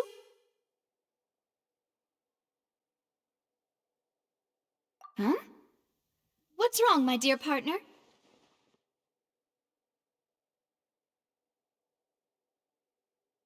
Besides, are you sure we're the ones who can crack a case that's been cold for decades now? And given that there's new evidence from the trial, there should be a trail of breadcrumbs for the Hydro Archon's people to follow now, right? Ah. I see. Well, I won't lie. I'm a little shocked to hear that from you. But I suppose you are just travelers who have only arrived in Fontaine after all. Sorry. I might have been too presumptuous. Don't say that, Navia. Ah, and we were having so much fun investigating with you, too. It was like having new waters flowing into a stagnant mire, causing new hope to spring forth, and the reflection in the murk to become clearer. Sorry about that. I'm a bit prone to nostalgia. Don't mind me. Wait, shall we have a farewell meal? You know, to commemorate our time as partners? Huh? Do we really need to get that formal? Well, guess you really did treat us as partners, huh? Well, I'd just like to have a proper ending to every important memory. That way there are no regrets later. Anyway, it would just be a meal, so it shouldn't take up too much of your time.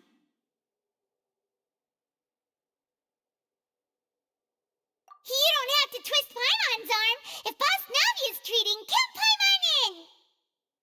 Oh, wonderful! In that case, why don't we return to the court of Fontaine and head to the Hotel de Boer? I believe we'll make it just in time for dinner. All right then, let's have our farewell